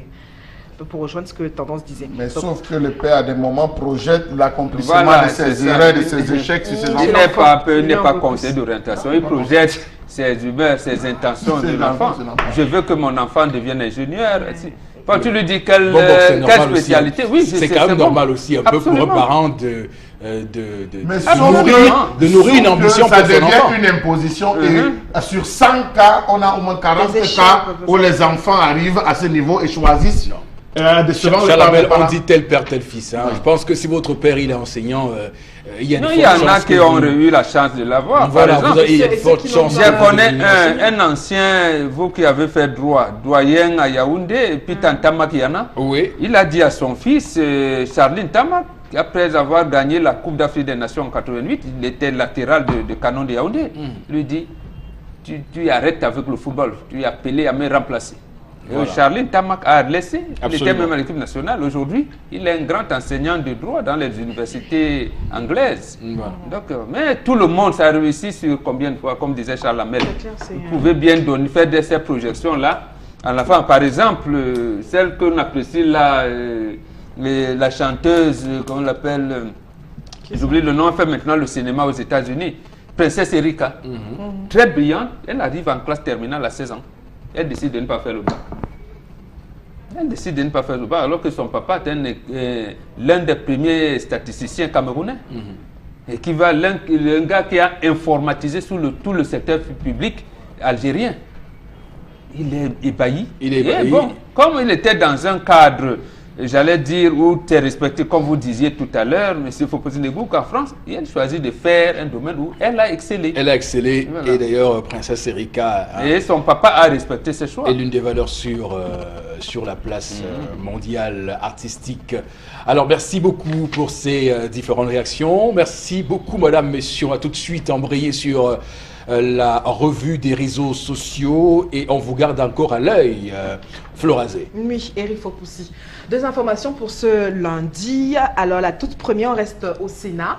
Et puis, vous vous souvenez qu'on est en pleine attente, en tout cas, de la publication des résultats officiels des commissions en charge de la validation, justement, des mandats et de vérification des incompatibilités qui restent toujours attendues et même que sur la toile. Donc, on a donc cette information du type Victor Moukete, donc, qui démissionnerait de son poste de PCA de la Capitale pour conserver justement son statut de sénateur et devra aussi, on rappelle que cette publication des résultats officiels de cette commission devra donc lever aussi le cas des autres cumulards qui sont entre autres Charles Salé, on se rappelle d'Aboubakari Abdoulaye, de René Zenguele. Et puis on continue de s'interroger justement sur cette question de cumul au sein du Sénat. On rappelle que du haut de ses 100 ans et puis d'un d'âge aussi au niveau du Sénat, le chief Moukete n'aurait donc pas pu attendre l'expiration justement de ce délai pour se décider. Et puis on rappelle qu'il est originaire de Kumba et puis donc il a choisi de démissionner justement de son poste pour garder aussi son second mandat de 5 ans de sénateur. Eric Fopoussi. Voilà, merci beaucoup à vous Florazé pour cette information liée au Sénat. Parlons-en d'ailleurs de ce Sénat, une chambre haute du Parlement, la chambre haute du Parlement camerounais. Bon, Bengan, et ben voilà, il me souvient que la dernière fois, je suis en train de spéculer, d'épiloguer sur le choix que les sénateurs pourraient faire. Et vous étiez d'ailleurs le seul sur ce plateau à dire que faire le choix des sénateurs est le choix le plus plausible. Absolument. Nous pensions beaucoup plus aux avantages financiers, mais je pense que pour le coup, le doyen Victor Moukete a choisi l'immunité donc des sénateurs pour les 5 prochaines années. Oui, absolument. Oui. Et là, d'abord, il sera régulièrement président. Pendant à chaque ouverture de la législature, personne ne viendra là lui ravir la vedette sur son âge, il restera le plus âgé. Oui. Donc, là, et en plus, le traitement, les émoluments, et à cet âge-là, avec ce qu'il a comme activité et comme économique fortune quand même. aussi, Voilà. l'une des Donc, plus grandes fortunes du moi, je Cameroun. pense qu'un homme comme lui, il veut les honneurs. Ce n'est même pas par rapport aux autres, il veut les honneurs et il restera au Sénat. Maintenant, il y a un cas qui m'embarrasse. Il y a un DGA de l'entreprise Côte-Co. Puis lui, il disait que ça ne le concernait pas. Moi, je pense qu'il a un peu raison, parce que pendant longtemps, si vous parlez de la chambre basse, un ancien député a été resté pendant longtemps PCA de Camraï. Or, l'État du Cameroun est actionnaire à Camraï. Et l'Assemblée nationale également a le même règlement. Pratiquement, c'est le même règlement là-bas. Donc, si on considère que Camraï est une entreprise privée, bien que l'État y soit actionnaire, Côte-Co également, c'est une entreprise privée. Donc, on devrait laisser ce sénateur-là assumer ses fonctions là-bas. Donc, les chefs traditionnels aussi, on leur a dit, bon, laissez 50 000, les 100 et 200 000. Bon, et là, je pense que pour eux, ça ne cause pas de problème. Bon, maintenant, c'est un débat. Bon, c'est un débat parce que quand vous dites faites le débat, même quand l'État quand même reçoit des... quand on fait les conclusions, comment dire ça, on appelle ça comment, les états financiers, en fin d'année, des résultats financiers de Camraï, l'État a une part là-dedans. Et leur PCA, c'était un député. Voilà. Alors, on devait donc l'enlever. Oui, c'est pour ça que je dis. Donc, pour moi, donc, le vrai débat, c'est que est-ce que le chef de l'État consulte ses fichiers? Moi, c'est ça mon débat. Mon débat n'est pas, on ne devrait même pas les amener à choisir ou pas. C'est-à-dire que si le chef de l'État lui-même consultait ses fichiers, il ne les aurait pas nommés pour ceux qu'il a nommés. Oui. Et alors, avant de les nommer, il peut envoyer une note soit j'allais dire au ministre en charge de ça en leur disant sur tant par rapport à ceci, vu la Constitution, vu, comme il y a beaucoup de vues et de considérants, il dit que bon, Bengandu, je t'ai confié, là, vraiment, comme tu viens d'être élu sénateur, tu perds, c'est ça. Donc, je vais dire, cette note, ou alors ce décret, ou quoi, ce circulaire du chef de l'État, arriverait naturellement au secrétariat général du Sénat. Et lorsque j'arrive, on me dit, Mbombok, vous n'êtes pas sénateur, c'est tout. D'accord. Parce que dans tous les pays sérieux, on respecte. Mais il y a quand même des cumuls également dans des pays sérieux. Mais chez nous, c'est l'amalgame de tout le monde. Il n'y a rien, c'est une navigation à vue. C'est pour ça que ça cause problème. Et plus, il n'y a même pas de résultats au fond.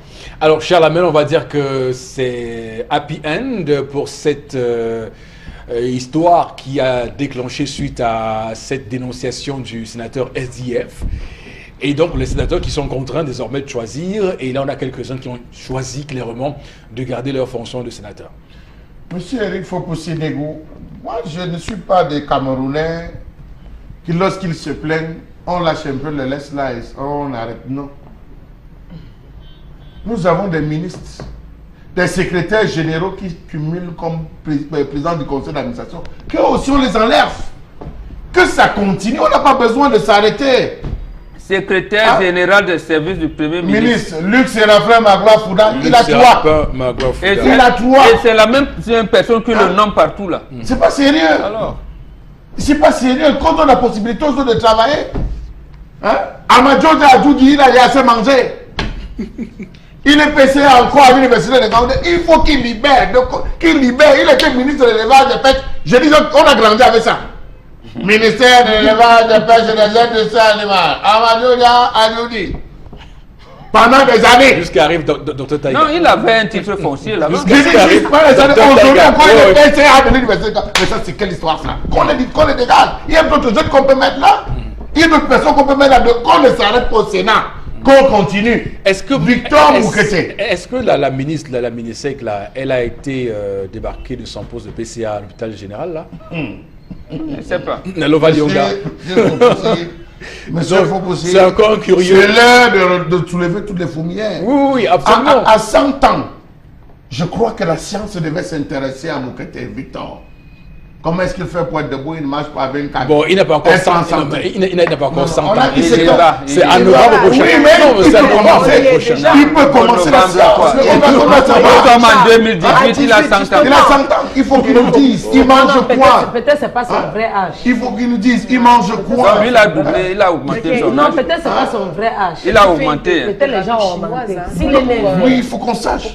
Il mange quoi? Il vit comment? Que cela soit un modèle. Aujourd'hui, les jeunes meurent à 35, 45 ans. Il peut écrire un livre sur sa vie, sur mes principes, mes interdits, mes permis. On a besoin de ça. Il va souffrir là-bas. Il a écrit mon Odyssée. Il faut y aller lire mon Non, ça concerne un autre sujet bien précis. Mais je pense que la jeunesse aussi a besoin de des modèles. Oui. Et s'il peut, au niveau des nations, au niveau de la longévité, ça serait intéressant. Parcourez tous les livres. À Taïwan, en Malaisie, en Chine, partout, tous les livres sont sur la longévité, les principes de longévité. Lui peut nous laisser ça ici au Cameroun.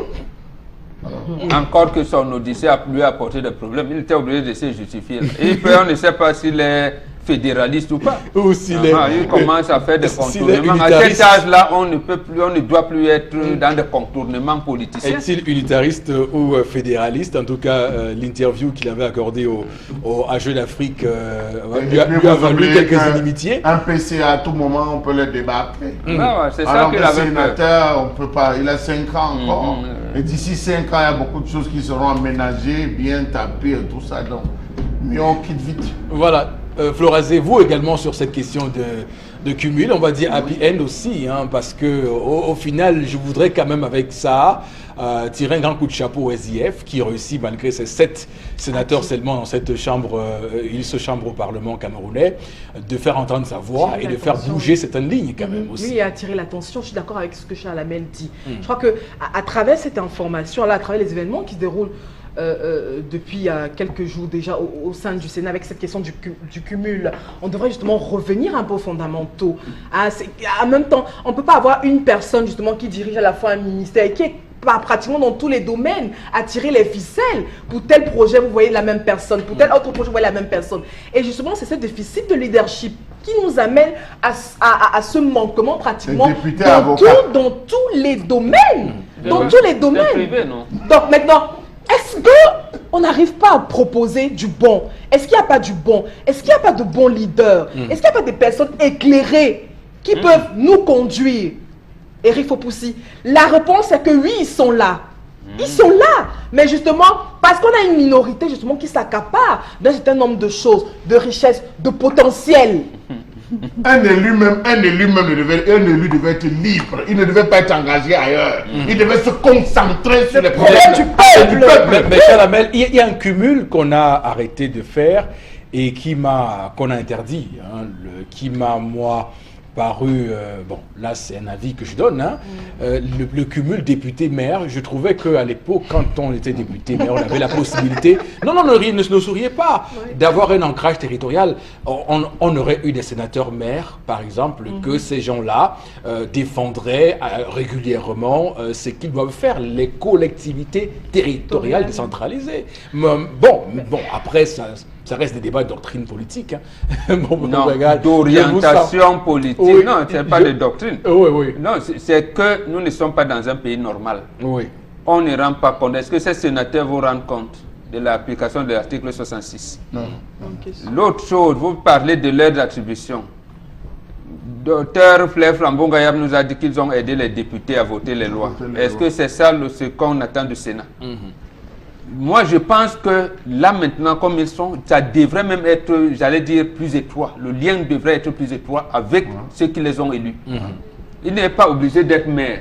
C'est lui qui est venu te dire qu'il était conseiller municipal. Il vous a élu. La relation est directe. Voilà, lorsqu'on coupe les arbres chez vous, c'est quoi? Lorsqu'on ne peut pas aller à Yabassi, le maire actuel de Yabassi nous dit non, notre frère fallait faire des choses. D'accord. Je pense maintenant que le sénateur King, qui est élu, ira donc avec le conseil municipal de Yabassi et les autres, donc on joue partout, Yingi, pour dire que non, Yabassi là, non, des terres qu'on vend là, 1 hectare à 50 francs, ce ne sera plus. Parce que justement, vous direz que je cite chaque fois l'exemple français, mais je rappelle quand même qu'en France, on peut être sénateur et être maire. Parce qu'il y a l'incontrôle. Et parce que François Barouin, par exemple, il est également maire et aussi sénateur. Il est d'ailleurs le président de l'association des maires de France. Nous ne sommes pas dans un état normal ici. Oui. Alors vous citez des états normaux.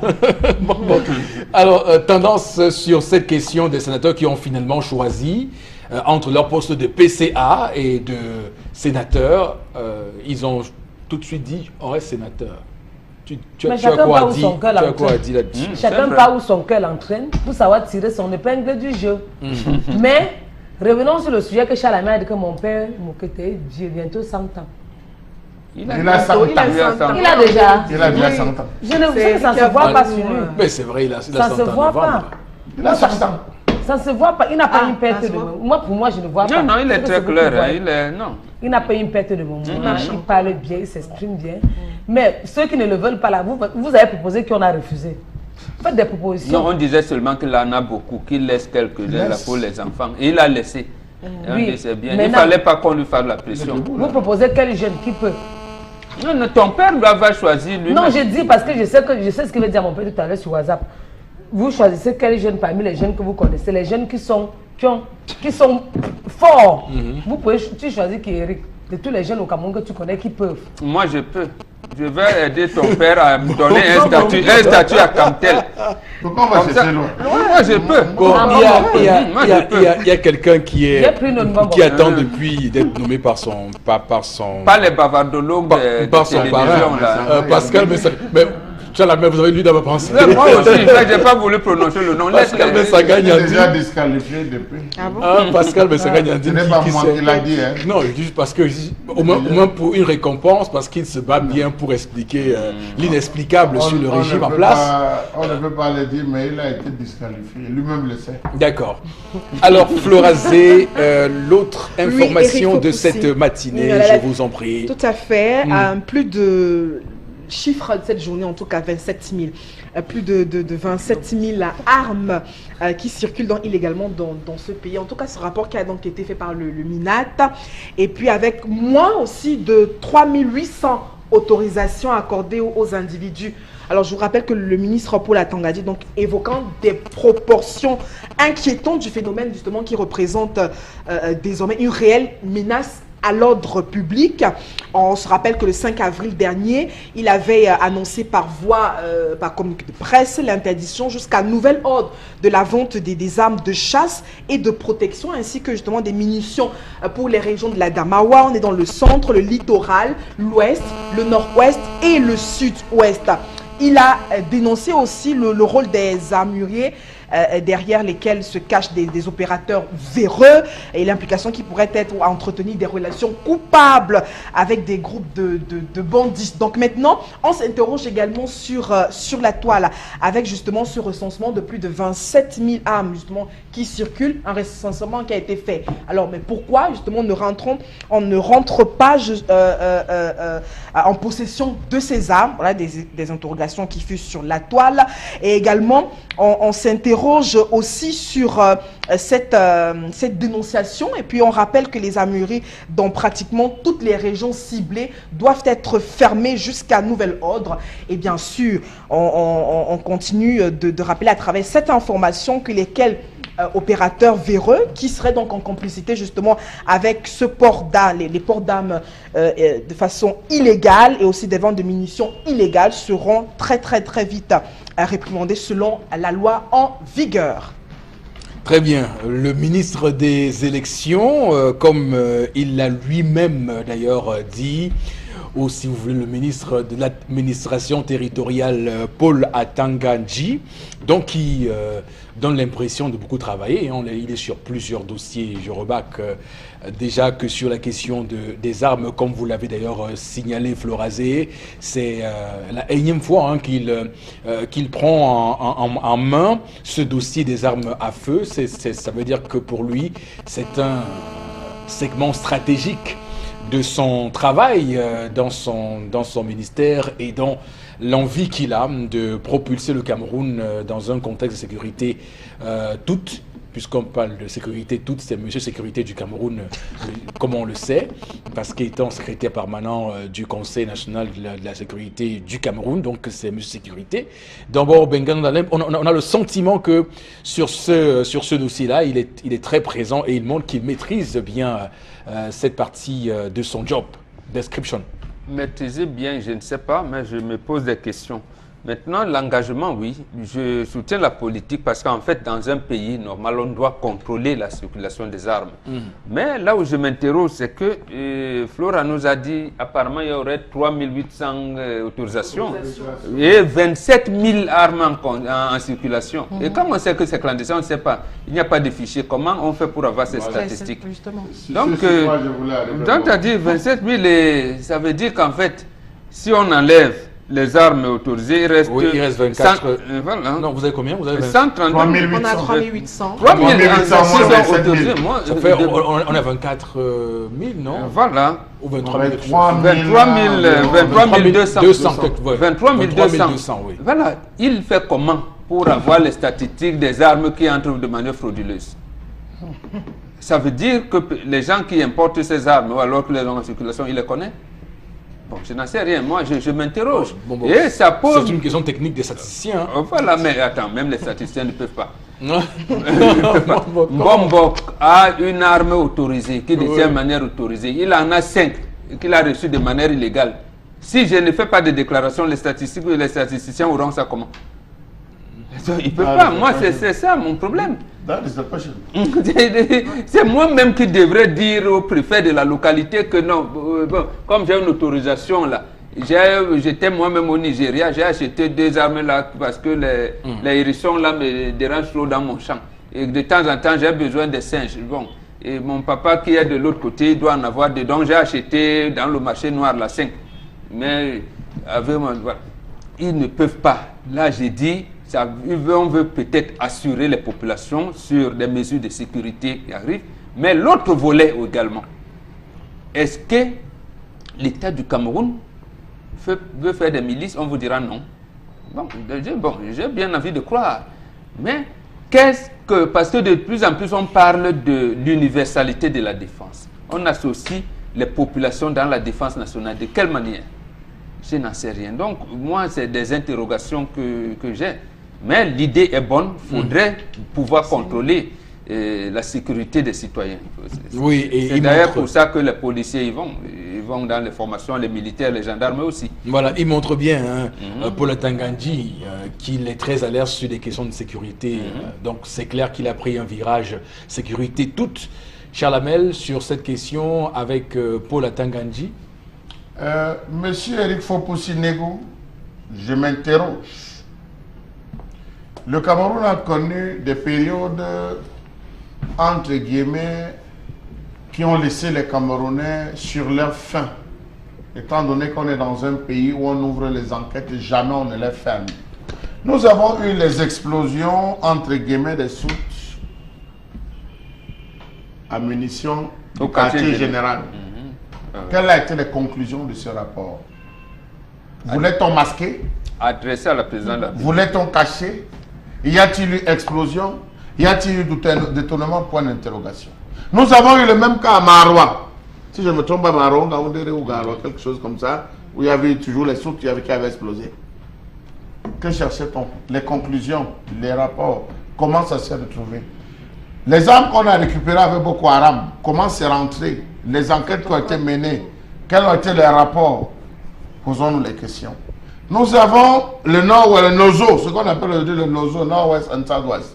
Les armes qu'on a eu à récupérer. Alors, je me rappelle, c'était à quel niveau? La Bello, c'était Bello, Mbabo. Là où les gars avaient hissé le drapeau, on a monté tout un tas d'armes que les gars ont récupérées. C'était quel type d'armes, de quel type de fabrication? Était-ce camerounais, c'était des armes de chasse? Tout ça, il faut qu'on rende compte aux Camerounais. Est-ce que ce sont des armes de chasse? Est-ce que c'est vrai que c'est délicat, mais ça nous amène à nous poser des questions. Et je pense que Mbabo a fait tout fait de dire que 23 200, ça met des interrogations. Est-ce que il y a des gens aujourd'hui qui passent par les officiers supérieurs, qui ont besoin des armes, ils passent par les officiers supérieurs, parce que peut-être entre la transaction, il y a d'autres qui utilisent des méthodes assez compliquées pour faire entrer les armes dans ce pays. Est-ce que c'est des armes de guerre? Est-ce que c'est quoi? Auquel cas, je tiens à le préciser que les armes comme ça ne se retrouvent pas entre les mains de membres de quelqu'un comme moi. Voilà. Ça se retrouve dans les mains des gars qui ont l'argent. Et on connaît les gars qui tournent l'argent. On connaît les gars qui parfois, vous êtes dans un snack bar en train de boire, vous voyez un gars, il a deux pistolets, il est en train de boire dans un snack bar, il a 2 pistolets, il est encore gardé par des gens. Qui ont leur pardon. Qui ont leur pardon. Oui, je le dis. Ouais, ça se dit. Il ne faut pas qu'on vienne déranger Ça les tâche pauvres les que nous petits sommes. pains. Nous sommes des pauvres. Non, je le dis. Dans un snap dans une boîte de nuit, quand un gars veut faire un mal à terre, vous voyez 2 pistolets ici. Et il a encore des gars Ne va jamais oublier cette expérience qu'il a eue. Et pendant ce temps, je ne sais pas si le hérisson qui vient manger pour Voilà. qui vient m'empêcher de voir Une expérience très malheureuse. Et que Jean Lamel a eu dans un snap, il n'a jamais oublié. Je dis jamais non. Je dis, il fait un mal à terre, il a tué ça. Et il a encore fait des gens qui sont gardés. Donc tout cela, on les prend d'âme. Donnez-nous la latitude, monsieur le ministre, de dénoncer. Mettez aussi votre numéro à disposition. Dès qu'on voit un gars avec l'âme, le numéro vert. Le numéro vert, mettez le numéro. Oui, parce que c'est la mode au Cameroun. Oui, maintenant, mettez les le numéro numéros vert, monsieur le ministre. Donc dès qu'on soupçonne qu'un gars a une arme, ou on le voit même, il peut faire un balaton, il ne bouge pas. On filme et on passe l'appel. On vient l'interpeller. Mais il vous dirait qu'il a un permis. Qu'il a Non, là, ils vont gérer. qu'il a un permis Là, ils vont de gérer. Le problème, c'est que lui nous fait peur dans l'espace. Lui, il nous fait peur. Oui, tendance Qui doit sur m'avoir les l'autorisation arbres. du port d'âme là? Est-ce que moi je peux avoir pour moi? Oui, on doit faire de l'enquête. Le préfet demande si vous faites l'autorisation. De bonne moralité. Voilà, enquête. Ouais, Mais tu connais. Attends, non, je suis en train de me dire, j'ai mis un peu dans ma tête. Enquête de bonne moralité, si je peux arrêter l'âme. Parce que c'est devenu que même, tu vois, même un jeune, les anciens voyageurs là, il a tout son âme sur lui. Tu es dans sa voiture, son âme est là, tu demandes comment. Ou c'est un commissaire qui doit donner. Ou c'est le ministre qui a donné l'autorisation du port d'âme. Qui doit avoir, qui peut avoir. Justement, On doit avoir, quand on a quel Et on âge. paye combien? On doit payer. Et on paye même l'arme à combien? On paye les munitions à combien? À combien? Attends, Donc, Est-ce qu'il faut se former? Voilà, elles sont les formées au maniement. tu demandes à qui? Il faut avoir quel genre d'âme. Là, les armes artisanales pour aller au champ, au village. Bonne interrogation. Est-ce qu'il peut avoir les PA? Pourquoi il achète ça ma PA? Pistolet automatique. Je connais, je n'ai pas les amis Non, policiers. écoute, c'est J'ai les non, mais amis c'est policiers. super. Je vous ai dit que s'il y a un problème avec quelqu'un, la personne m'amène à la PJ. Avec un Colt 45. Maman, Un Colt 45. j'ai dit que si j'ai un problème avec quelqu'un, la personne m'amène à la PJ. Oui. C'est que la personne perd son temps. Le 9e, c'est moi. Yaoundé, c'est moi. La PJ, c'est tout moi. Donc, si on a un problème, d'abord que je cherche pas le problème. Délégation générale, une fois, c'est pour Si on a les, donc, tout le monde entier, le Cameroun, c'est pour moi. Donc, si on a un problème, arrangeons à l'amiable. C'est ça d'aller parler, faire le constat dans les couloirs. Arrangeons à l'amiable. Parce qu'on ne mange pas la chair humaine. Je ne suis pas rancunière. D'accord. Je peux rester, j'ai un point avec toi, Pas Eric. d'intimidation à On sait, bref, l'homme ne bavarde pas comme la d'intimidation. femme. Je peux t'insulter, c'est ma force. Est-ce qu'il peut te taper? Non. Je peux tout te dire. Mais après, je reviens à la raison. Mais pour dire que tu m'as mené, comme je parlais, comme vous avez dit que je connais les PA, je connais, j'ai les amis commissaires, j'ai les amis magistrats, j'ai les amis procureurs. Donc je voulais savoir si moi aussi je peux marcher avec l'âme. Comme ça, quelqu'un C'est dans m'attaque. tous les lieux comme ça. Comme ça, quelqu'un m'attaque, je fais Non, comme mais ça. il y a quand même des Je fonctions marche, qui je fais comme ça, on nécessitent voit. d'être protégé à tout instant, hein, Chalamel, c'est important. Ça veut dire que moi-même, je Bon. dois avoir l'autorisation de port. Mais On va- allez-y, quel âge mais faites une demande, faites Non. ouvrez une De toute façon, au procédure. Cameroun, pas les jeunes de besoin. moins de Au vrai. 35 ans ont Je n'en ai d'âme. pas besoin. Nous ne sommes pas aux États-Unis ici. On veut voir clair dans cette affaire. Voilà. Sinon, je vais dire à mon père, c'est que vous tripotez derrière. Aux États-Unis. Un jeune de moins de 35 ans qui a dans son âme, Eric. Quand vous marchez comme ça, vous dites que oh, j'ai oublié de prendre mon âme. Comme mon frère, tu as peur de quoi? Comme si c'était la carte Il faut d'identité. Comme c'était la quarantaine, il dit que j'ai oublié de prendre mon il âme. faut dire qu'il y a une jeune génération des arrivistes. Après le chat des arrivistes, on les voit à Kouambopi partout là, des jeunes arrivistes qui parce Les qu'ils ont commerçants. plus de 5 millions qui les grattent dans la poche, ils font tout pour avoir des armes. On les voit, il faut faire le tour de Stampard. Vous allez voir ce qui se passe. Ils font des métiers, ils font des affaires. Oh, justement, Mais il quel faut- type d'affaires? Ils font des affaires et vous savez dans les affaires, c'est pas tout le monde qui vous aime, hein, attention. Ah, d'accord. Non, Comme il y a, d'accord. non, il y a un métier qui est légalisé ici, détective privé. Oui. Ou protection privée. Vous donnez, vous dites, monsieur Foposi Negou est devenu milliardaire, vous avez des métiers. Vous demandez l'autorisation, faites une autorisation, on vous met sous protection. Alors, D'accord. Mais c'est pas vous qui devez c'est pas vous avoir qui l'arme. devez parce que détenir. vous dites Ils que s'entraînent vous où? Bon, et puis il y a aussi ces Nous avons des gens même qui utilisent ces, ces armes ces, même sur les ces, femmes. ces anti-gants-là, Oui, oui, ces anti-gants Qui aussi. tortue les épouses. Avec jusqu'à les ce armes. qu'ils les Oui, avec des armes Alors, Ils tapent un avec peu le bout partout. de l'âme. Parce qu'ils sont toujours, comme vous le savez, en civil. Alors, Florazé, Oui, par rapport à la question. Oui. Oui, non, je trouve que c'est vraiment très important parce que ça émane également de la sécurité des Camerounais, vu qu'on est en pleine crise aussi, il faut le dire. C'est une question très délicate aussi. Et je crois que le dynamisme qui est observé au sein du MINET est très important. Et nous devons tout simplement assimiler la chose. Et puis comme Chalamel a dit quelque chose de peut-être anodin, un détail comme ça, c'est-à-dire au niveau de la dénonciation, parce que même dans le texte, on parle de dénonciation, il parle de dénoncer justement des personnes qui ont ces armes sans autorisation légale. Donc déjà, toutes les interrogations qui ont fusé ici sur ce plateau sont bien placées. Donc maintenant, le citoyen doit connaître qui est autorisé à avoir une arme ou pas. Et comment justement dénoncer ces derniers. Oui, Eric, il faut pousser. Il nous insolent, chef Flora. Oui, j'arrive quelqu'un qui a une arme, Eric. Quand tu lui dis que je t'abats comme un chien, je vais t'abattre. Comment ils font? Quelqu'un réussit à avoir une arme, mais comment il fait pour avoir le sang-froid pour maîtriser la gâchette? Ça, c'est dans vos mains là, il y a un démon spécial qui vous entre. Pourtant, il faut une formation bien précise. J'ai entendu comme un homme, j'ai compris comment un homme parlait avec un autre homme comme lui. Que tu t'amuses avec moi, je t'abats comme un chien. Et il avait ça à main. Ne tente pas, il avait ça sur lui. J'ai dit que tu essaies, je t'abats comme un chien. Il dit que, là, en graphie. Tu m'abats, tu es devenu un animal. Rappelons-nous tendance Tu dis que, là, en graphie, on va tuer quelqu'un devant moi. Une grosse personnalité dont je vais taire le nom qui a eu à représenter le Cameroun pendant longtemps, qui dans un Starbucks pour un simple différent de petite, a sorti l'arme. Il a tiré, hein. Il a sorti, là, non, je ne vais pas plus loin que cela. Il a été interpellé. Il était interpellé. Même face aux autorités, il a eu de la peine à remettre l'arme. Quand le commissaire de police était à la fourmée de remettre l'arme, il a eu de la peine. Il a fallu que l'appel vienne de Yaoundé. Pourquoi on dit que non, allez vous arranger ça dans l'amiable, c'est pas quelqu'un qu'il faut qu'on froisse et tout et comme ça. Mais lui, il a le droit de sortir son arme pour froisser les simples individus. République bananière où la banane est très chère. Le Cameroun.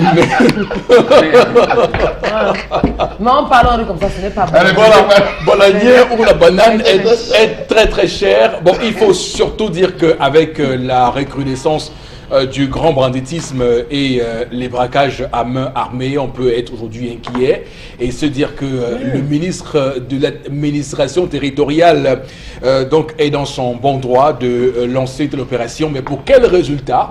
On aura l'occasion de revenir sur ce sujet et voir si effectivement les fleurs ont tenu la promesse, les fruits ont tenu la promesse des fleurs. Merci donc à vous, Florazé, pour cette séquence de l'émission. Madame, Monsieur, la suite avec interpellation. On va aller tourner avec Cédric Chouna. A tout de suite. Celle que je défends la mieux, c'est l'éducation.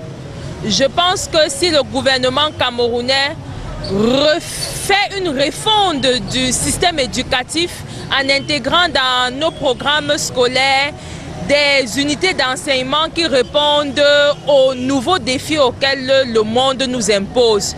Donc je vais conclure ici en disant, pour moi, il n'y a pas d'idée nouvelle, mais plutôt renforcer l'éducation des Camerounais.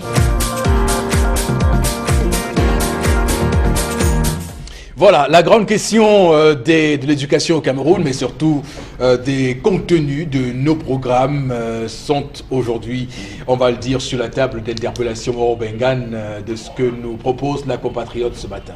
Non, je ne suis pas d'accord avec elle. Elle dit renforcer l'éducation. Moi, je dis repenser l'éducation. Dit renforcer, ce qu'il existe là, ce n'est pas l'éducation. C'est la déviance totale. Il faut repenser. Quand on va renforcer quoi dans ce qui existe là? Il n'y a rien à renforcer. Il y a à faire le nettoyage, à repenser l'éducation au Cameroun. D'abord, je vous ai dit tout à l'heure, les cours de morale n'existent plus. Mais on vous dit, oui, il n'y a pas la déliquescence de tout ça là. Or, c'est bien des gens qui ont décidé qu'il n'y ait plus de cours de morale. On vous parle de l'éducation à la citoyenneté. Qu'est-ce qu'on a mis dans l'éducation à la citoyenneté? Rien du tout. Au moment où vous faites l'éducation à la citoyenneté, et dehors, le sous-préfet vous interdit d'organiser même votre investissement humain. Lorsque vous allez dire que bon, là, on est sur l'encadrement, on va dire non. Mais si c'est au patronage d'un autre moment de ça, il faut repenser toute l'éducation au Cameroun. Oui, Chalamel.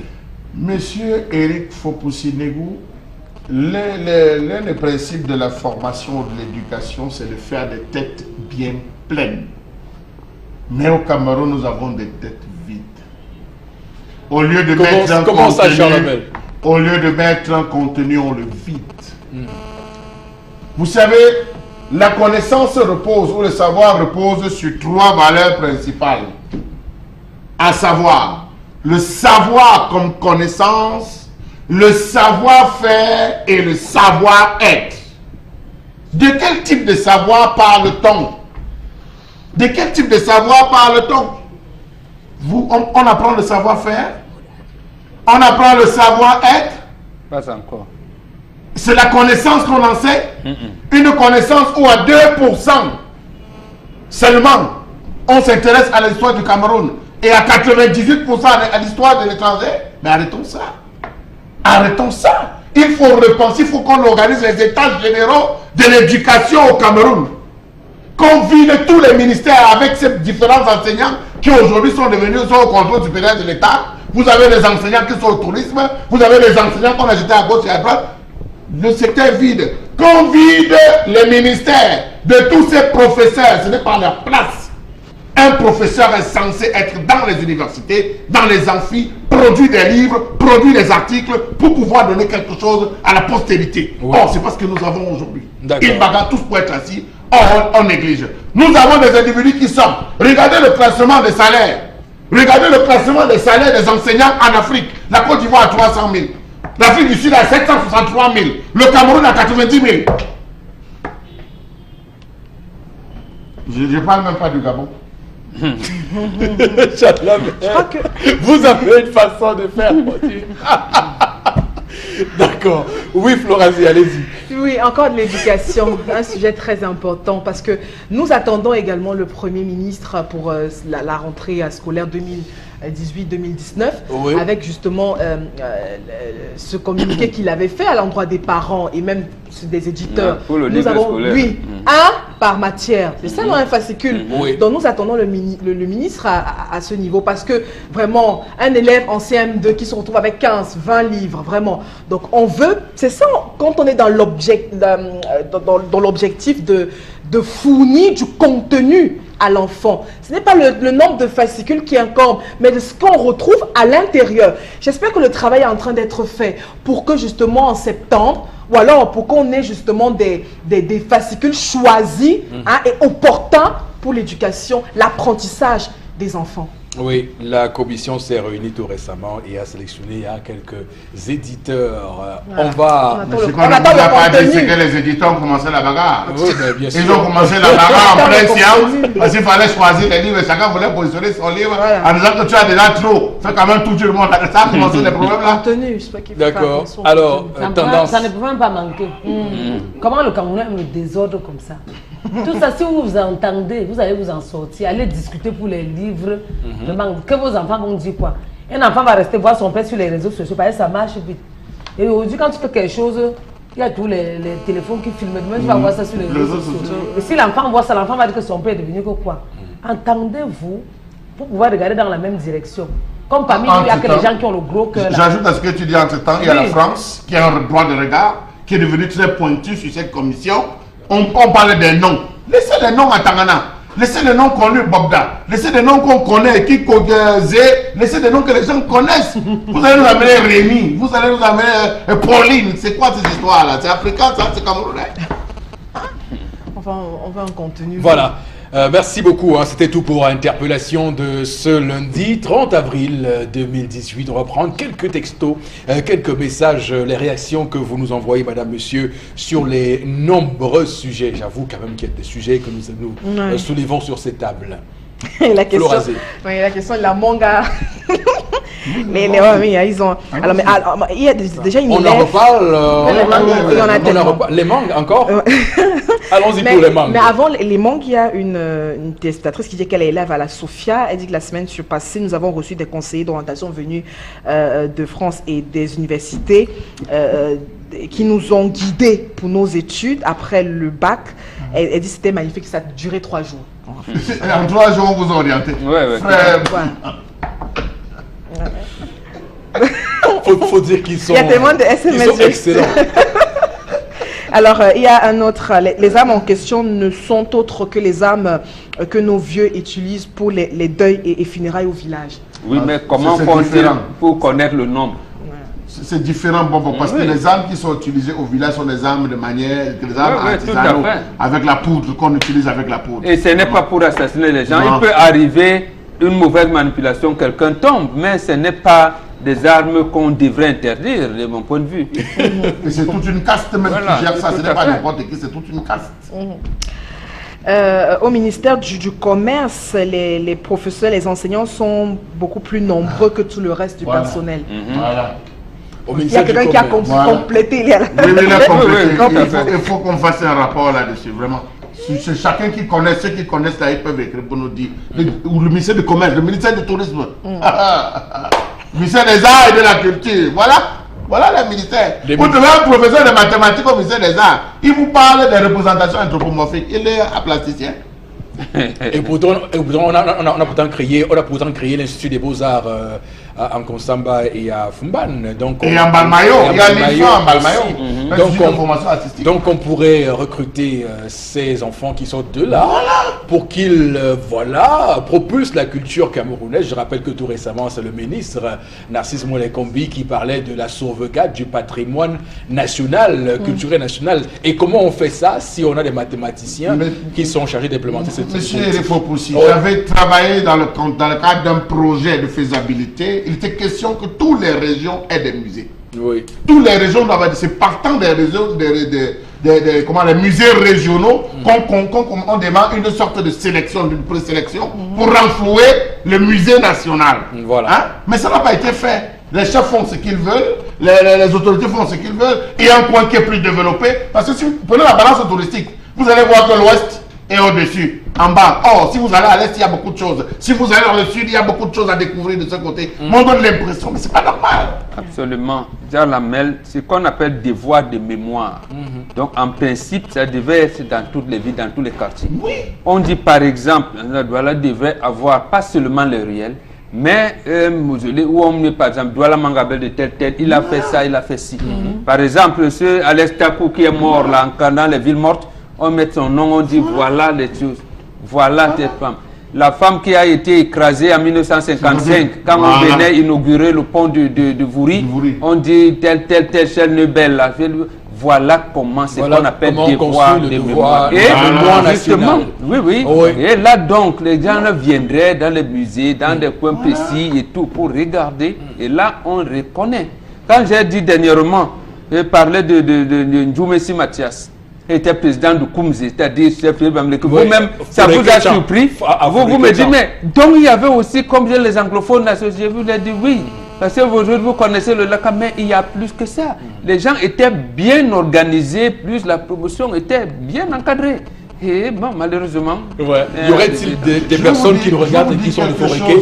On les salue. J'ai discuté avec Ekambi Briand, j'ai dit Ekambi Briand, aujourd'hui, si tu n'es plus, j'aimerais bien voir l'un de tes premières tenues de scène ou ta première guitare. Et quand Briand m'a dit, tu vas en France? Ou même ce qu'on appelait 33 tours. 33 tours, 45 tours. À quoi ressemblaient les 10? Albert Roger Mila qui est là, s'il s'en va aujourd'hui, même c'est Godas, on aura.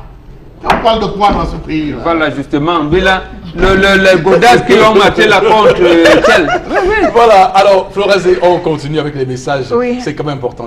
Alex APK17 pense qu'il y a trop de manuels pour les enfants aujourd'hui. Oui. Le pays est très mal géré, uniquement géré par les personnes âgées.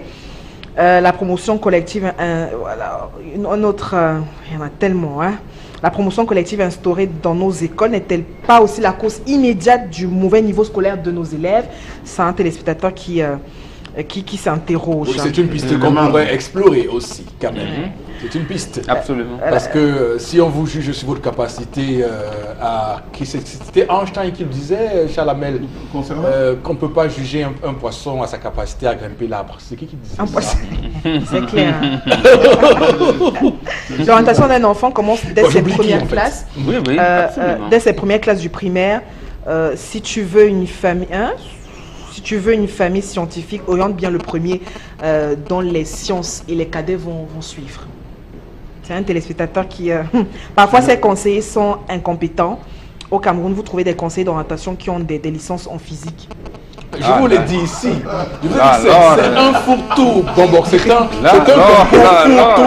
Je vous dis, quand on vous dit, c'est toutes les licences en fait. C'est ça qui est une incongruité notoire. C'est-à-dire que en mathématiques ou en français, on vous dit spécifiquement cette mathématique, licence en mathématiques. Dites-moi, vous qui connaissez un peu comment c'est, comment un gars qui a sa licence en physique, il a même été major, va passer ses textes de psychologie qu'il n'a pas fait. Peut-être en classe terminale, il a fait quelques cours de psychologie. Bon, il faisait des cours parallèles. Parce que l'épreuve pour être admis. Il y a deux épreuves à l'écrit. Il y a la psychologie générale et la culture générale. Et même cette culture générale-là, ça se fait sur l'éducation globale. Baccalauréat 2000, enfin, parmi les résultats du baccalauréat 2002, il y a eu un major en mathématiques, c'était au lycée de la Cité Verte, je pense bien lycée de la Cité Verte, au lycée de Biémassi, qui s'est vu major en mathématiques, il s'est vu orienté en philosophie. Voilà. Il a marché à l'université, il dit que regardez mes notes. Je n'ai pas fait, on dit que non, tu seras bon. Quand te vois là, tu seras bon en philosophie. Tout le monde va faire philosophie. Et comment il a arrêté les études. Oui, mais il allait être désorienté, désarçonné. Mais voilà un destin qu'on brise. Qu'on brise comme ça. Hein. C'était un voisin. Oh là là. Il y a un téléspectateur qui dit « J'ai un arbre chez moi, donc il m'appartient et par conséquent, il faut une autorisation pour y toucher. Dans le cas contraire, c'est du vol. » Enfin, on reparle des mangues sur ce plateau. Je vais demander, l'arbre est sur votre cour, monsieur ou madame. C'est votre cour vous appartient. Cet arbre ne vous appartient pas. Justement, c'est ce comportement-là qui amène donc à ce que vous avez dit.